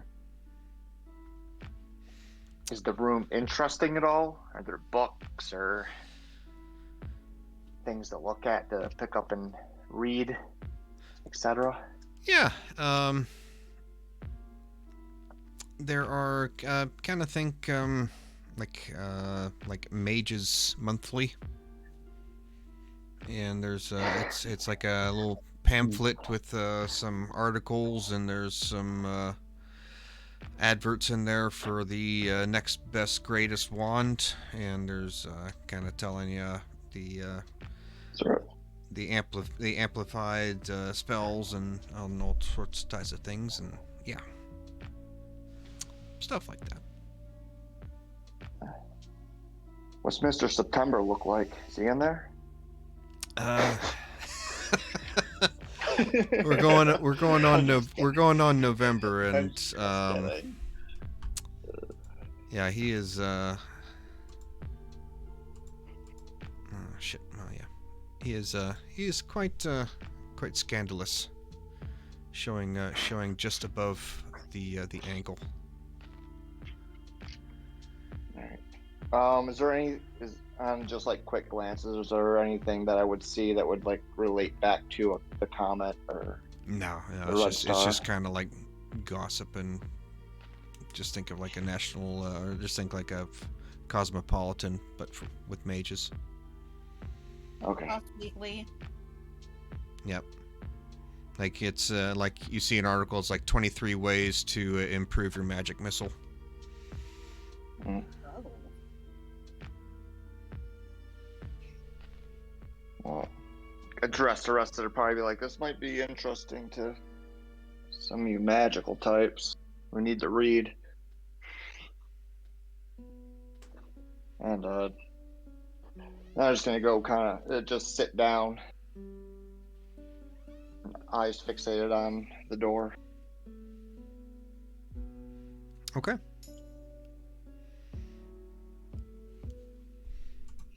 All right. Say an hour or so goes by, and the door opens, and Leo comes walking in. He's in his robes are all nice and brand new and clean looking. He looks actually quite distinguished and professional. Requiem stoners. That's good. That's very Oh, good. yes. Man, I Nice. may be That's rolling pretty damn good. I may be rolling like shit tonight, but my jokes are hitting. Yes, Oh, exactly. you're on Requiem point. Stoners Avery on is point. not. Hell yeah. Okay. Requiem Stoners. But yeah, Leo comes in, and he's kind of bows graciously, I should say, not gracefully. Maybe both. Maybe both. He could be. He is a young and a spry-looking fellow. And he says, well, sorry about taking so long, but as I'm sure you've noticed, there's quite the commotion about, and all hell seems to have broken loose. But I have managed to get an audience with the Archmage here. If you'd like to talk to him, is there anything? Well, shit. Why would? Because that's. Damn it. Now I'm overthinking things. Don't overthink things. Don't overthink them. Okay. No, the DM overthinks things. You know that we've got him. Well done, party. See, I distracted him with my jokes. Yes, exactly. And then he totally lost. Yeah.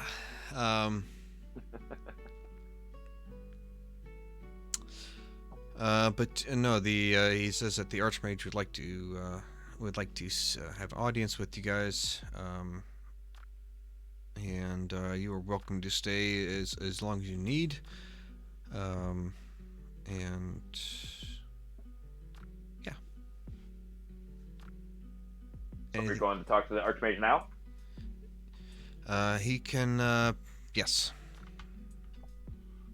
Yes.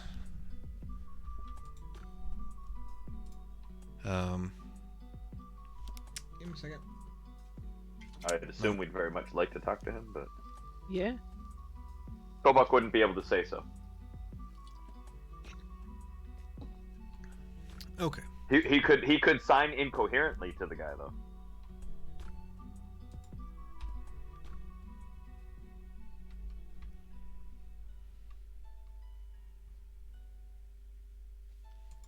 Sorry, I'm just looking over my notes, guys.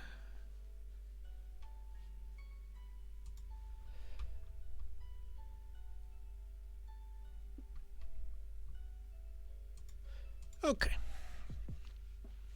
Alright, so Bastion leads you out of the room and kind of walks you around through the first level, and he gets to a kind of square pad with this pretty similar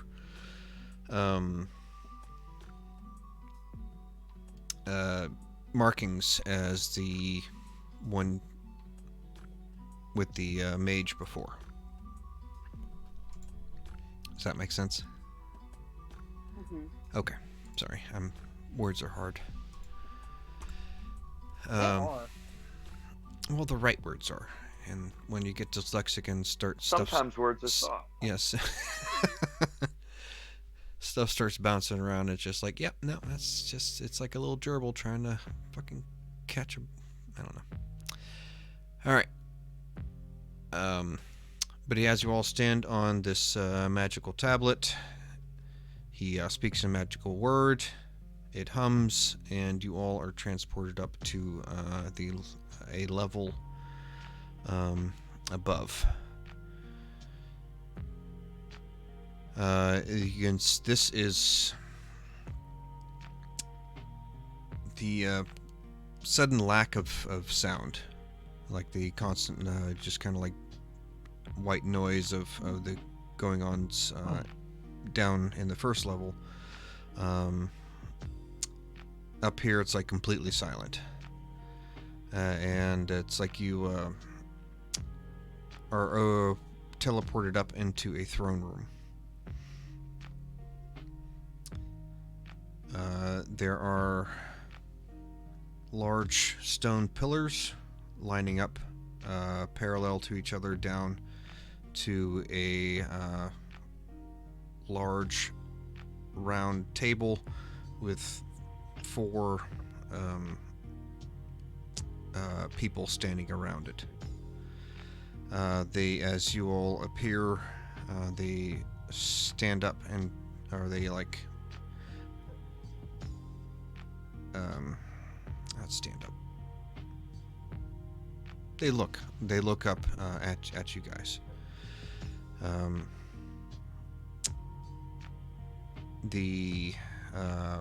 Leo beckons you guys to follow, and he leads you towards the table.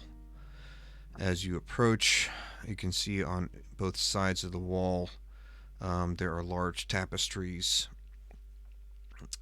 with magical designs and kind of just pretty prismatic designs. Nothing apparently they look artistic. As you approach, there is a female human, 2 male elves, and an old dwarf. He is the dwarf is his beard is white, but neatly kept in a tight braid. He is completely bald, and he has glasses on that are probably about 2 inches thick.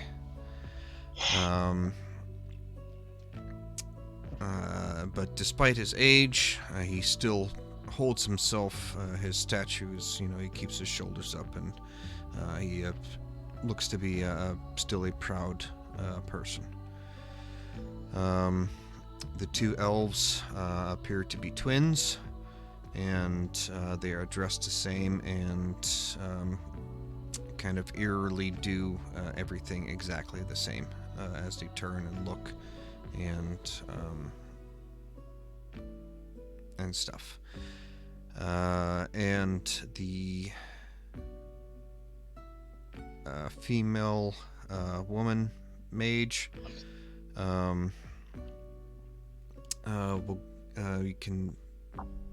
we'll call, I think, Meryl Streep. We'll go Meryl Streep. Why not? Why not? And we'll call her Meryl. All right. So as you approach, you can see that there is kind of Meryl Sleep. On the table, as you all approach, you can see a kind of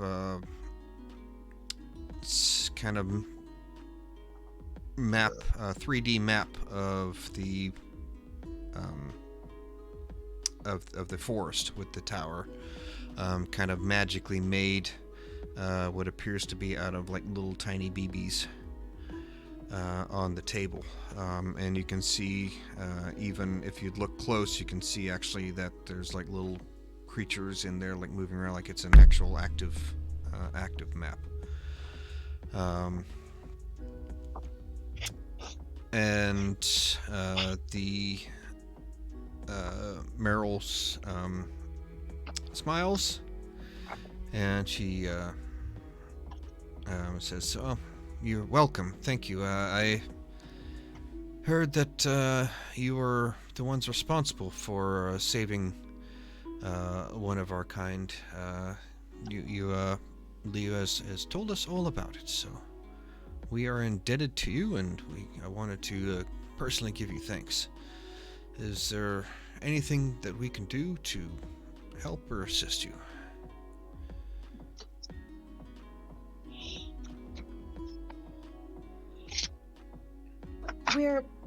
We're seeking some information regarding a comet. Are you familiar with the Red Star?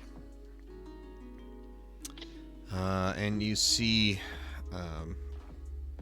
the other mages kind of give nervous glances back and forth to each other.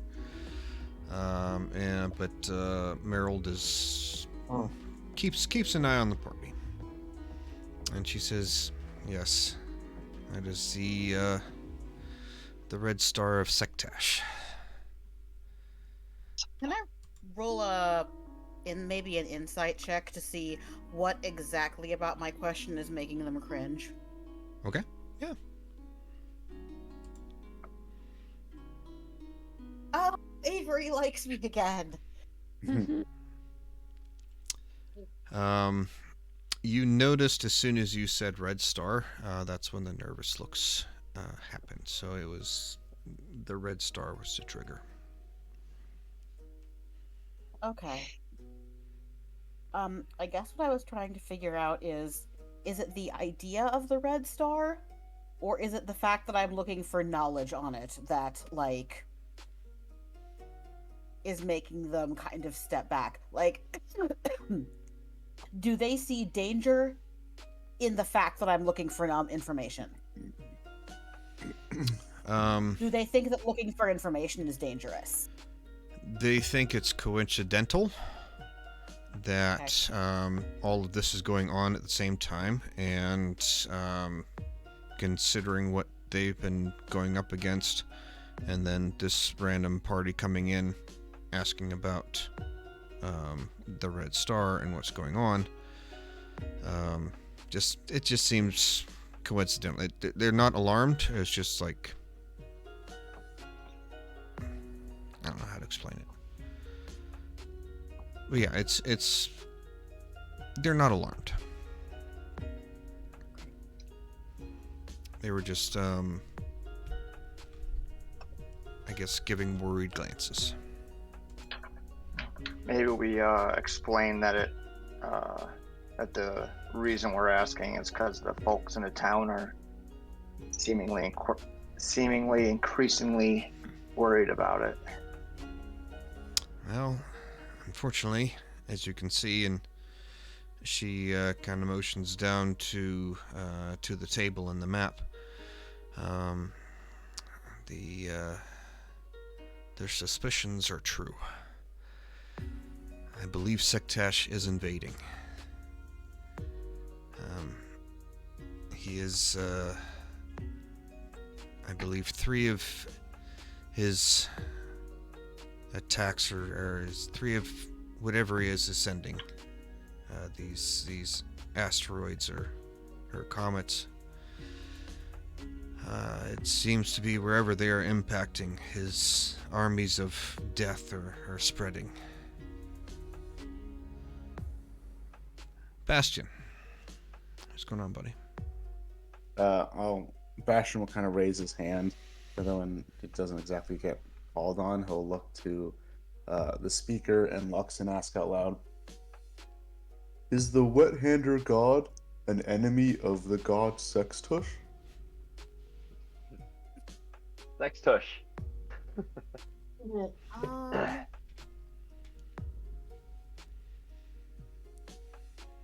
If So actually, I'm actually thinking. What Lathander? Meryl would look to Bastion and say if Lathander is, let's see.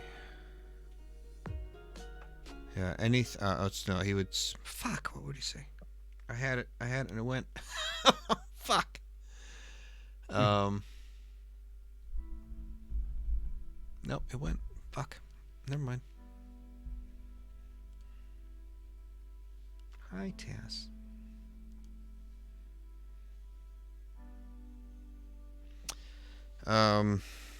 Yes or no is also fine, even if you can't think. What was your question? Sorry.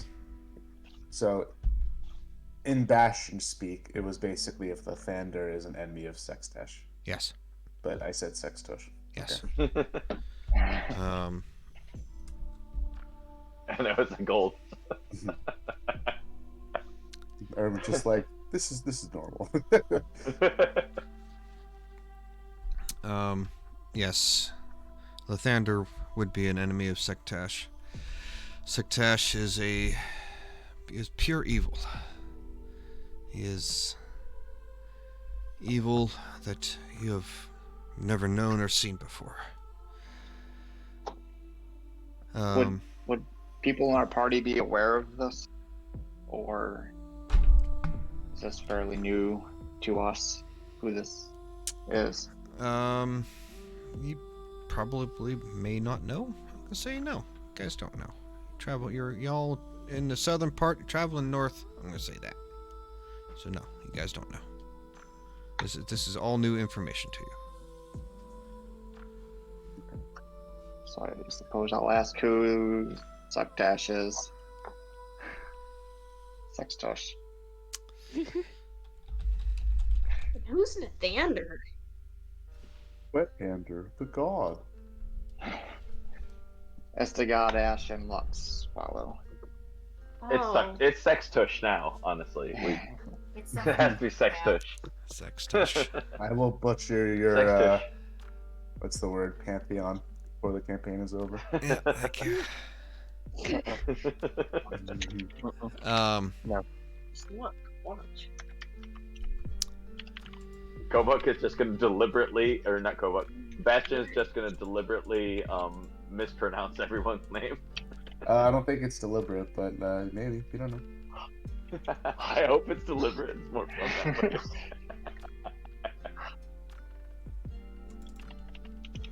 Since Roloro has some scotch in her from Kobuk's stash. Juggo goodness. Yes. She looks at the twins and winks at both of them. Okay. Very bored of you. They give you a blank stare back. She still thinks that's they just think she's pretty. When Kobuk offers the drinks around, does anybody from the mages actually take any? No. No. All right. No. They politely refuse.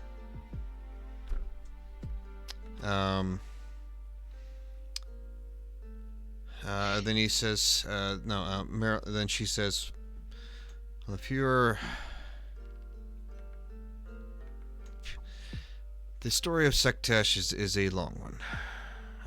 It is close to dinner time. Will you give me the honor of breaking bread with me? I will... yes, so... she's offering to have dinner with you. Who's? Meryl. The Archmage Meryl. Would she like a good berry? I appreciate that. I'm good, thank you. You had us at food. We accept. Very well. I will have the table and meals prepared, and I will meet you at the. Well, Leo knows where to go. He can lead you there. So, but if you don't mind, I have to get back to trying to defend our land. So, I'll. Let's see. No, fuck, what was I? I'm sorry. Goddamn, I'm high. I'm sorry.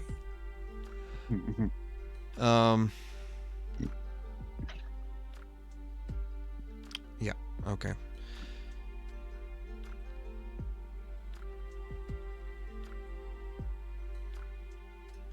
Alright, so...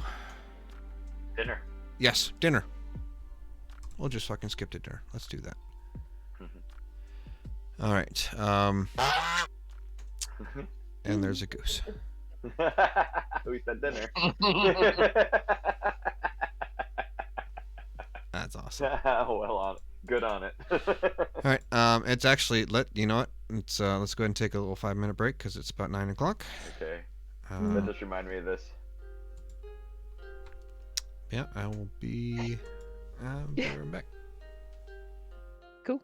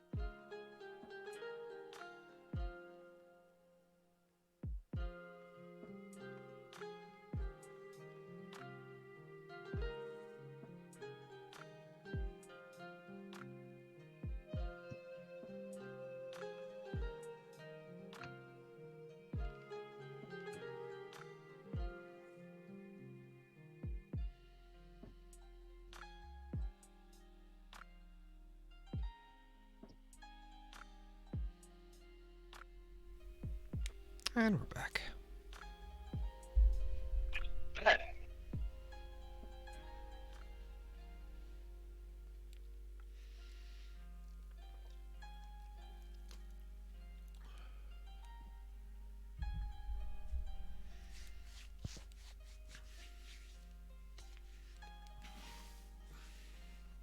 Y'all about to get a massive frickin' lore dump. Woo! Uh-oh. Who's sober? Somebody take notes.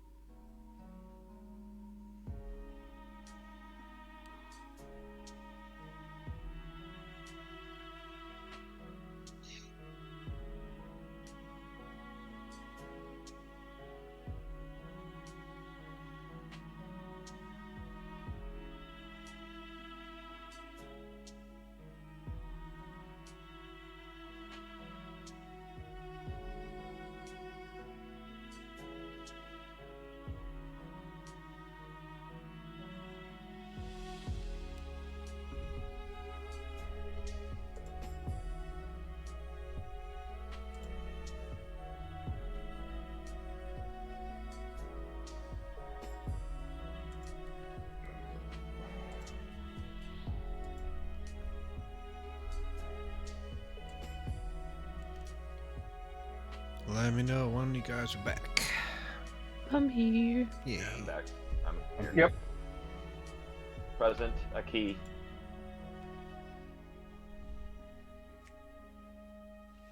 So what, Champs is this weekend, right? Coming up? Yeah. Yeah, you're Yep. gonna be there? Abso-fucking-lutely. You coming? Yeah. Alright. I'm not gonna miss this shit, man. No. Yeah. So this is one thing that I've been thinking about, like, I'll probably post this up too, but like there's a core group of us that have been practicing for like 4 to 5 hours a week for the past 9 months. Hell yes. Like, there is a core group of us where that's pretty consistently true. So, like, I don't know. We have a really good core at us. Yeah. Yeah, I mean, just to go out there and make a wave. Yeah. I think you can make. I think you can go. You can. I think you might get Denver, man. I mean, yeah. Who knows? We'll have to see. We'll have to see who performs and who shows up ready to play. Yeah. Who shows up the most ready to play, basically. No, I could see you guys making a run at it. Absolutely. We'll see what happens. I'd like to go out there and like surprise some people though. Oh, I think you will. Absolutely, you will. And not doubt in my mind. Same with Disorder. The two newest teams just making it into the postseason and performing well will just show that there's a future that's ready to come into the MRDA. It'll be great. Oh, and I guarantee people who know how good the Brats are, and they're like, oh shit. Yeah. If the zombies are this good and the Brats are already this good, that's a great combination. Yeah, there could be good feeder into the feeder for a while here too. Yeah. We do need to make sure that we get more like boys playing though. That's the hard part, man. Yeah. Yeah.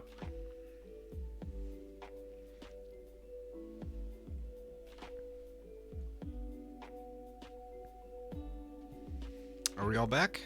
I think most of us are back. Yeah. I don't know. Okay. I'm assuming everybody who's not muted is back. We're all back. All right.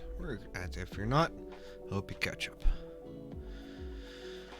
All right. So, the night goes on as and the feast was bountiful and delicious. Kobuk is going to make an absolute slob of himself. He's going to eat so much food. Everything that's offered there is going to have he's going to have seconds of everything. He's going to try very hard to to eat everything available. It's probably going to get gluttonous. Did I start my streaming stuff? Yeah, streaming's going. Okay, you just bugged out a couple times around, so reminding you. Oh, thank you. Appreciate that. Yeah, so you all are able to eat your fill. The magi are polite, but definitely notice your gluttonous behavior. As the basically cheese and wine plates, the final course, gets passed around, you all are given a board of various cheeses and crackers, and a small mug of wine and glass are presented to each of you.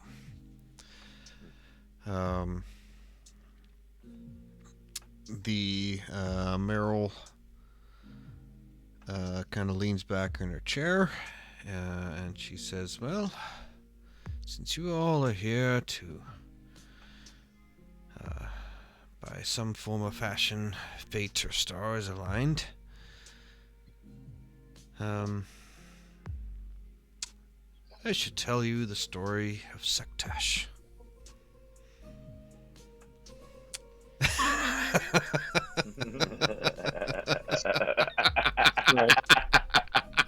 That's frazzled.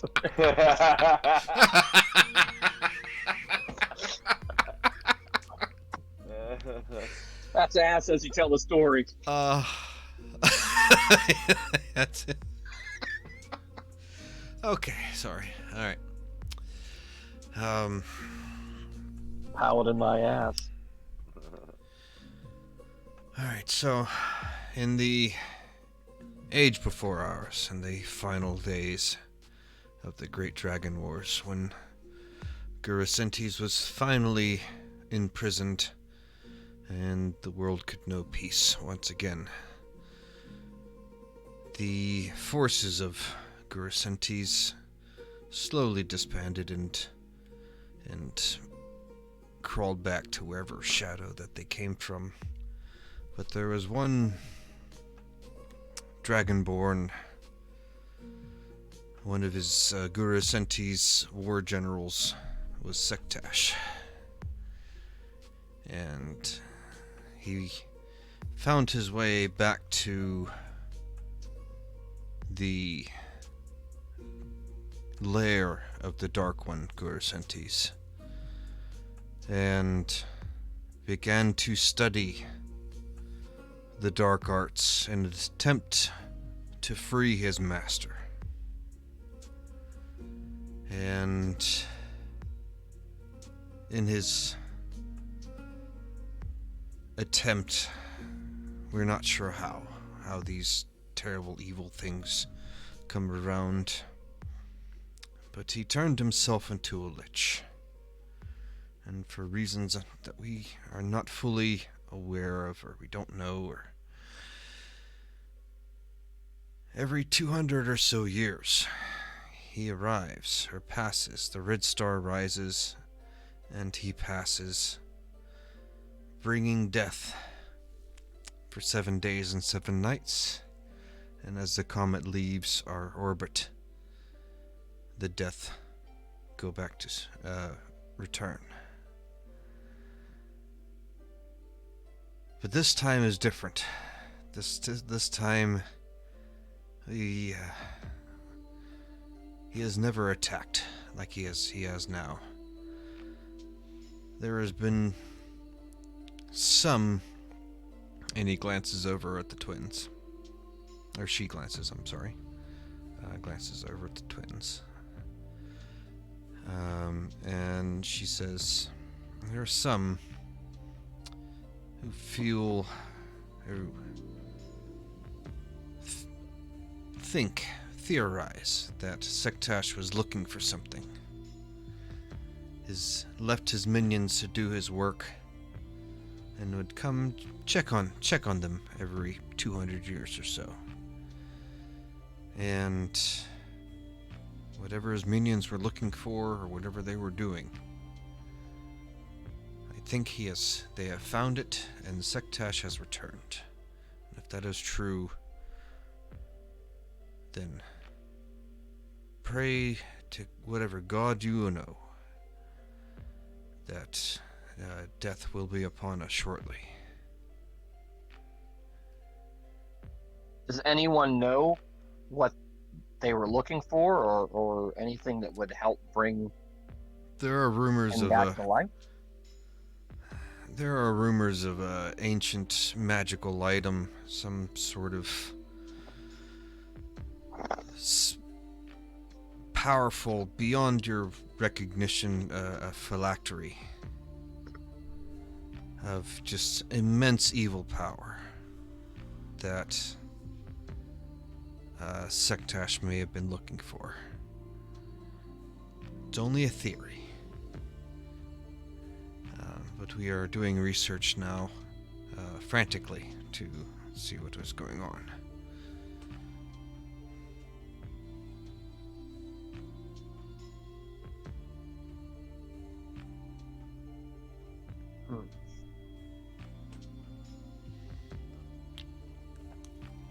Can you guys hear me okay? Sometimes I talk down when I'm thinking. No, you're good. You're good. Okay. There's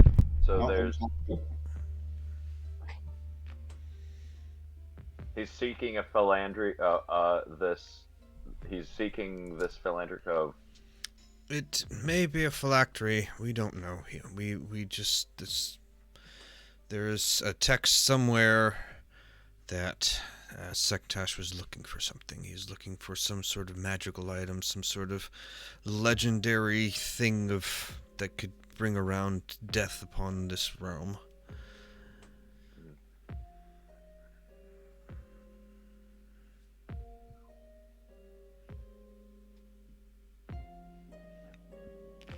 Kobuk is gonna try to sign where and point at a map and just kind of make a questioning face where.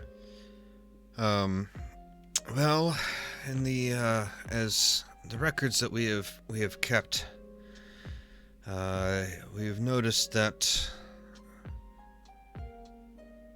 when Sektash appears, he never appears in the same region twice.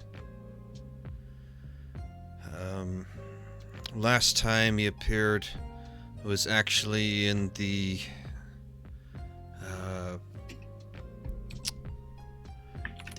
forest southwest of here. Damn it. Give me a second, guys. Easter egg coming.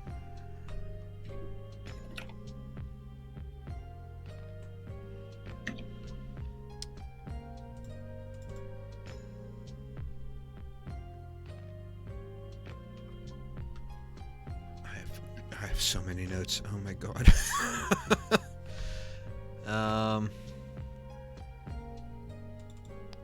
Should be strong fair.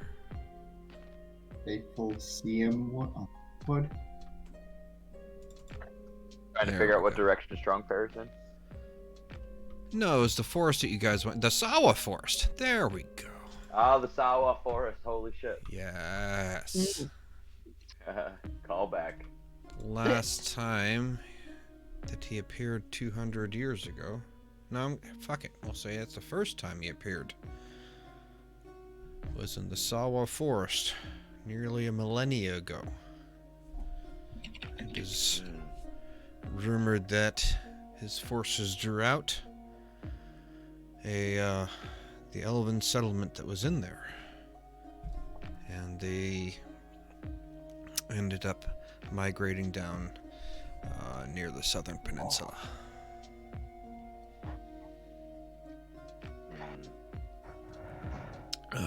Excuse me. As Meryl takes a big swig of her wine, and she is. The thing and got wet, so I was letting him dry in there and trying not to let anyone eat him. Yeah. Yep. And she is smoking what appears to be either a cigarette or a possibly joint in one of those 1920s long cigarette extender holdy thingies, whatever the hell you call them. You know what I'm talking about? Yeah. Yep. Cigarette holder. Cigarette holders. Yeah.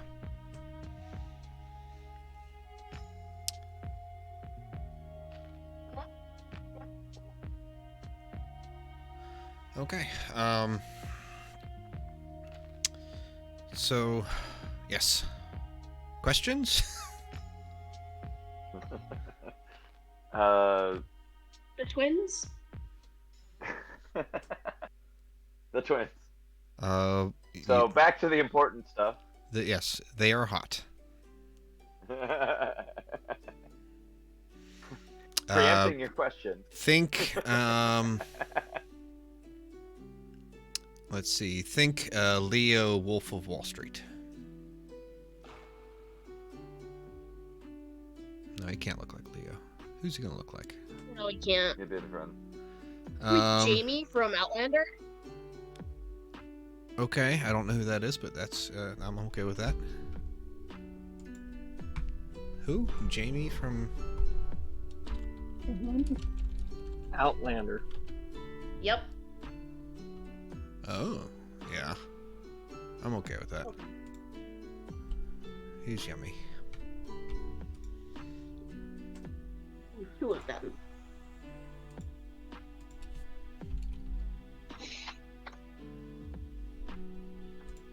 It's not even the best one. I'll find it. Just like, no, that's not good enough. That's not good. I'll find it. Smoldering intensity. Okay. Burrow is looking at the twins. Puffy shirt and everything. Is that the puffy shirt? I don't It's want like to he's wear wearing a scarf here. That doesn't do any good. I don't It's want to the be a puffy shirt pirate. That makes it better.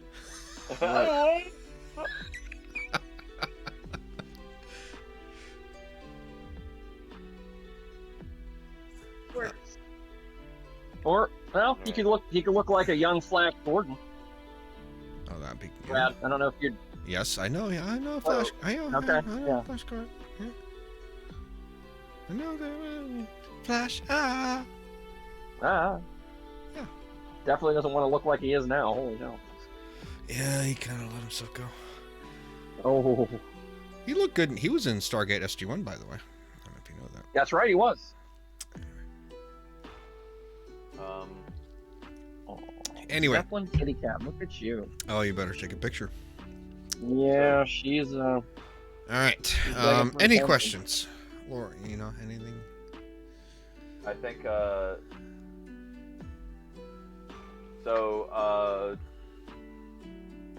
Kobuk was going to try to do a complex sign, but he doesn't know if anybody's going to understand him.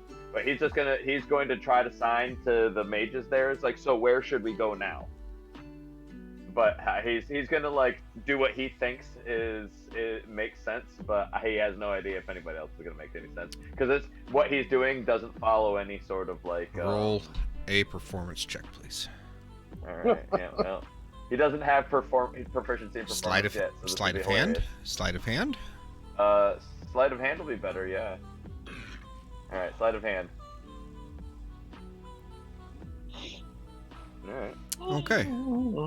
Kobek, as you kind of like roll your eyes because you're expecting no one to really understand what you're doing, as you kind of pantomime out your request. What was your question again? Oh, what you? So where should we go next? Basically, Okay. As you're going, like, you notice that Meryl is like attentively watching you and is pretty much really understanding. Like, she is like the first person to really, like, it's like she's getting what you're putting down. It's like she gets me. Yeah, she's getting, like, you're She get me, like I see you. finally, finally. Somebody understands me. And she says, well, we are mobilizing a counterattack to push back against whatever has landed in our forest. From the research, from the reconnaissance that we've gathered, evil, Sektash's evil hordes seem to be spewing forth from these impacts. So, as there seems to be some sort of magical force at each one of these impacts, and or at least, fucking not at these. Damn it, cat's out. Battlefield. Battlefield. There has been a reported a powerful necrotic force at the impact crater. So strong that it is too sensitive for us to get near. But I mean no offense to any of you. You may be able to slip underneath its power. It seems to only be really affecting high-level users, so you might be able to slip underneath its shadowy gaze. Kobuk is going to raise his eyebrow and then kind of try to sign, like, how do I know you're not using us as a human shield? Or how you know you're not using us as shields? You do not have to go, my friend. Do not have to go. If you would like to help, we can give you as much assistance as we can, and we will definitely draw its forces away as best we can. We plan on... we are actually planning on doing a surprise, a diversion attack, and she waves her hand. Oh no, the map's gone. We are planning on doing a diversionary attack, and slipping in a reconnaissance team behind.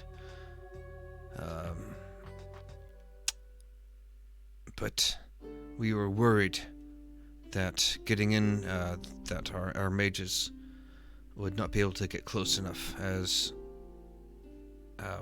any of us that get close get this really bad headache. Ash, what's going on, buddy? Wondering if they can tell us anything about fog.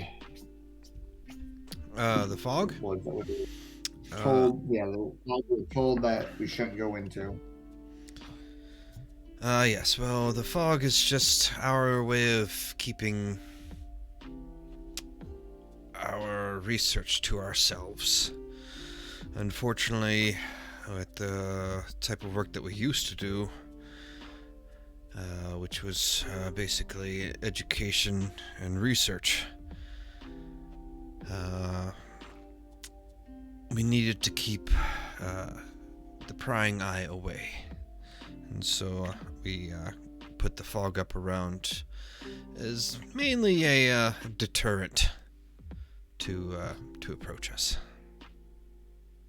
Is there anything you can give us to allow us to pass through this foggy? Yes. Yes. They will allow. She will allow safe passage. She waves her hand across the round table that you all are sitting at, and there is a gold coin with the transmutation mark on embedded on the one side of the coin. And you all have that. And they said, carry that with you, and the fog and its mystical creatures will not bother you.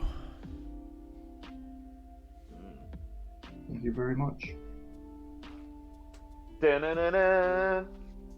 You hold it up in the air, and then it becomes part of your inventory. Yeah.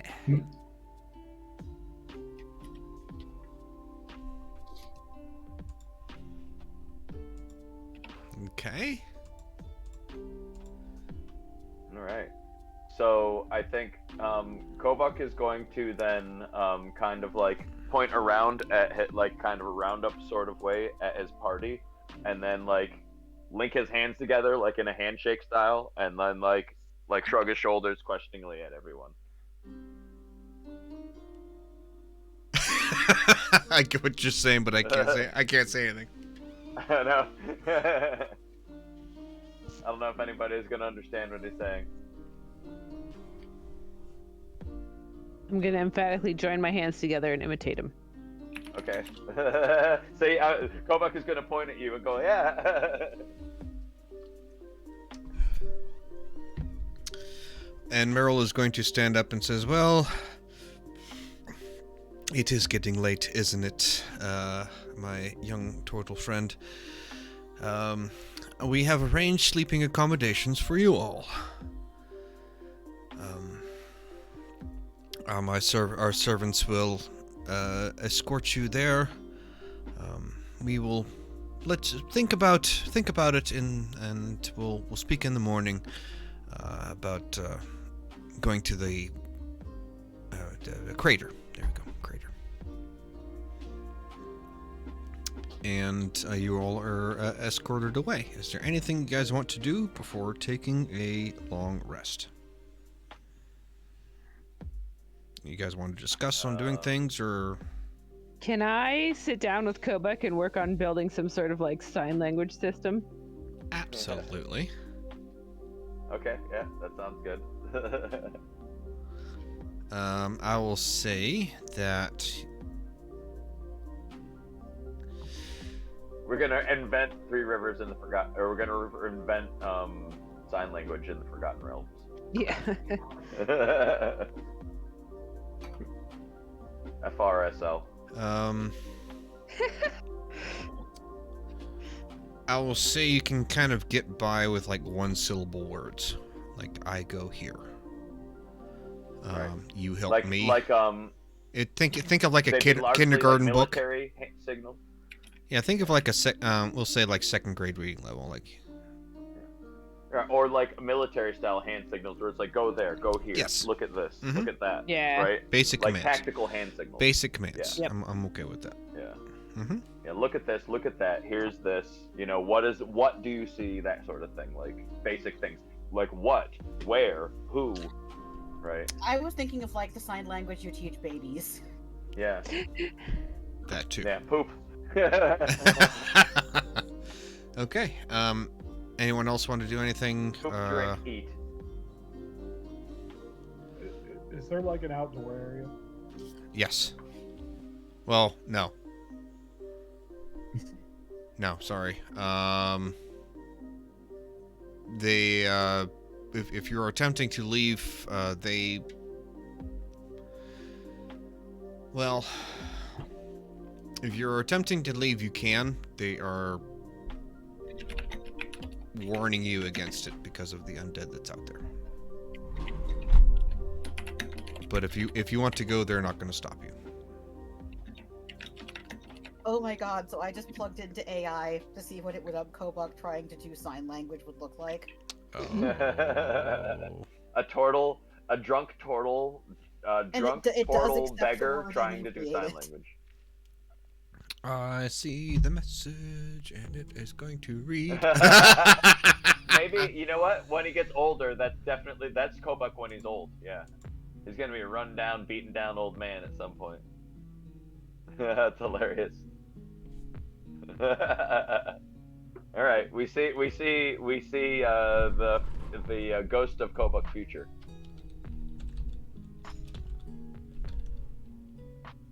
One second, guys. I'm dealing with a private message.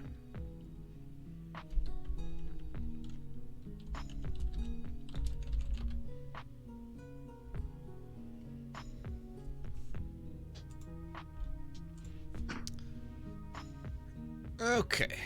Roloro, what's up?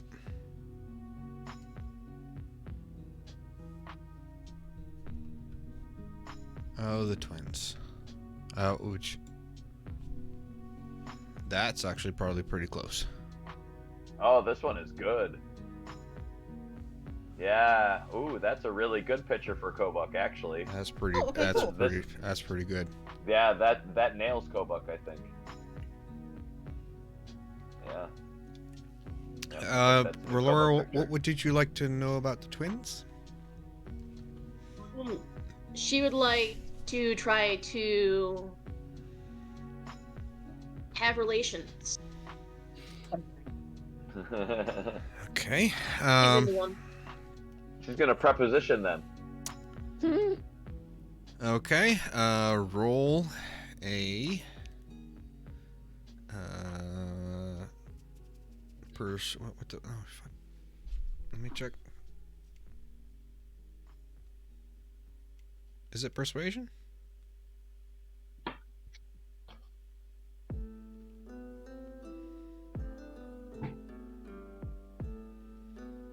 Yeah, persuasion. Okay.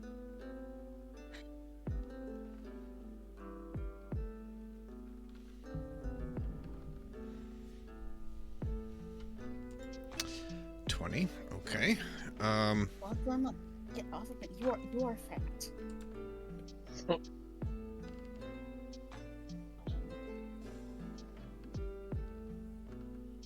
Oh God. Oh no.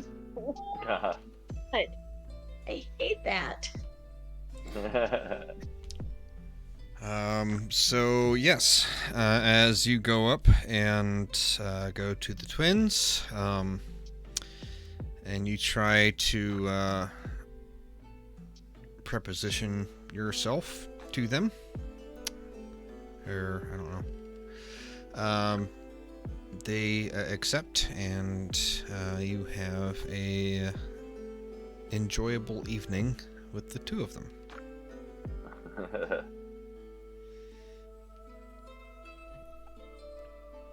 Fake creatures are into casual sex, so that makes sense. It does.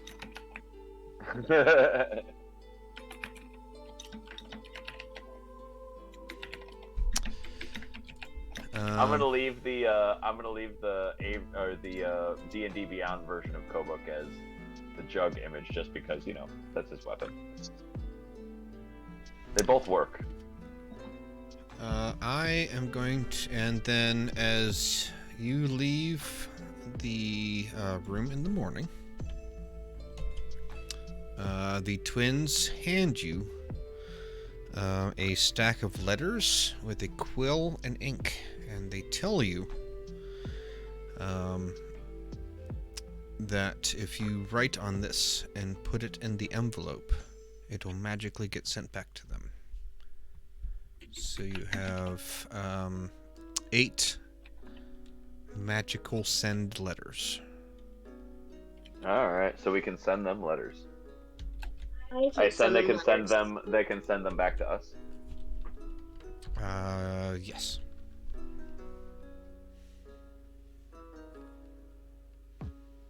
I don't see us misusing these items in any shape, way, or form.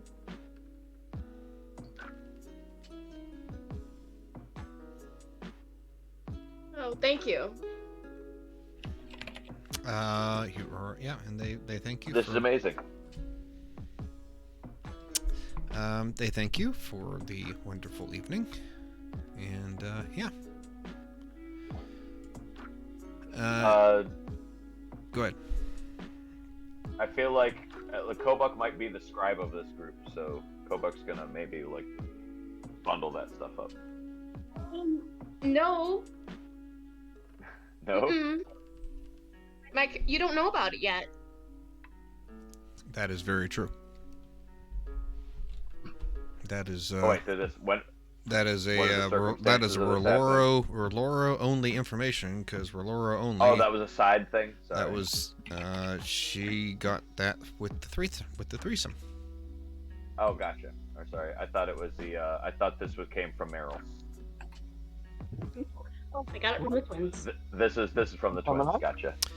We realize Gotcha. this opens a whole new door now, and like we're gonna be marching through the forest in our next session, and Dirch is gonna be trying to nail every tree in the place. Ash, question for you, buddy. As since you already expressed interest, was there as the night would go on and you don't normally sleep, or you don't, would you have spent the night kind of like going around looking at books and things, like you did in the other room? No, because he would have had to. He would have had be still for 6 hours to get his long rest in. Okay, gotcha. And Okay. Alrighty. Anyone else? Okay. I think that's if we'll pick things back up next week, as you guys talk about in the morning. Are you guys going to go to the crater? Departing the temple. Yeah. Do you guys want to go to the crater? Like, I think that's. Do you guys want to talk about that before you go? I think yes. Let's talk about it before we go. We have a couple of minutes. Like, I think that if you're picking up what Kobuk was putting down, is like we're gonna basically walk in there and do the thing that they can't do for themselves to help them out, and like go visit the crater because they can't go to it. As long as they stick to their end of the bargain and distract, the worst of the monsters away. If they fail to distract the worst of the monsters away, then we probably have to fight our way out of a shitload of undead creatures. yeah, I wonder if we can actually, now that we have those coins, I wonder if both like cover and like whatever the creatures are in, and like help attack or anything that might come up on us. I mean, I think. Yeah, I think we don't have to be as worried about the fog. We'll just have to worry about undead, right? Right. I'm saying maybe the fog will help us against both conceal us and. Oh yeah, right, yeah. And the things that are in the fog that we're attacking people, I guess. We could use them to our advantage because they won't attack us, but they will attack anything else. Right. That's fine.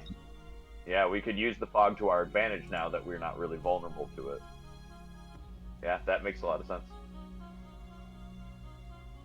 And then we could just use the fog for cover, sneak out to the crater, and then check out whatever we need to do with the crater.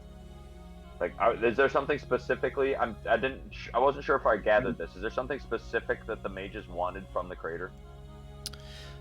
They don't know. They can't get close enough. They just know that there is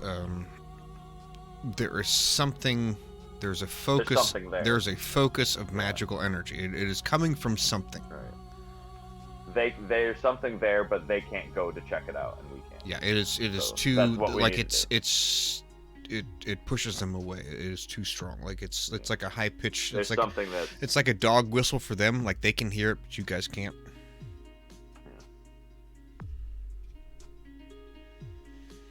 So we should just try to use the fog to our advantage. Check out what's over there. Recon. We're a recon spy team at this point. Try not to die. Come back with information. Yeah, maybe they can give us like a towel that helps us identify what's in the crater for them, so we don't. Ooh, that might not be a bad idea. Like a scroll or something, so that we can identify. Yeah, if you guys want to come up with terms, you are more than welcome to come up with terms of like, hey. Okay. I mean, just because you're friends. This is the terms of our you guys arrangement. really aren't friends. I mean, your acquaintances, like, hey, you saved our guys. We're giving you hospitality for the night. That's pretty much going to be it. Yeah. And they're basically trying to hire you as. Yeah, Kobuk might pull out his quill and his notebook and maybe be like, we should write some terms, and then start doing something. Yeah, so identifications, a scroll. Yeah, a scroll of identification. So whatever we find, we understand it. Otherwise, we might touch some cursed item or something dangerous. We could find something dangerous, and we want to know what it is. So yeah, identification scroll would be a good one. And then some gold, I think, should definitely be under consideration. Yeah, there needs to be some sort of payment, but we might want to discuss that after. Maybe like something up front, but then discuss. And then we want to understand. We want to understand what they're doing for their plan for a distraction. Yeah. Because we need to know what they're doing if we're going to take advantage of it. and then They if we have find they have anything open else, yeah, other things. they have openly expressed like they're not going to hide anything from you. Like they want everything to be a combined effort to get this. If there's anything other than what they're interested there, do we have rights to all loot? That's a good question as well. We want rights to everything. Yeah, we want rights to everything other than the thing that they're interested in. But anything else, I feel like that'll be ours.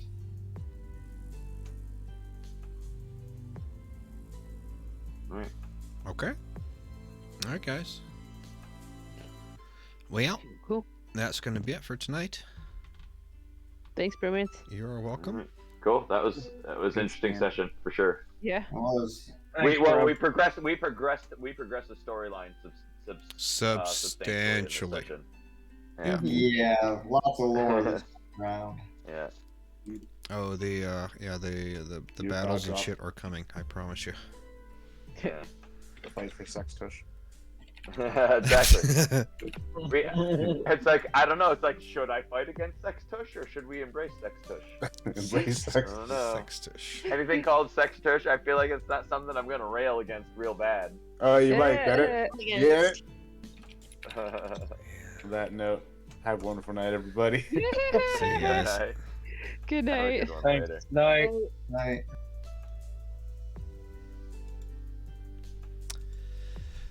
Alright guys, that's gonna be it. So God, I wish they would have asked more questions during the lore session. I really, really wish they did.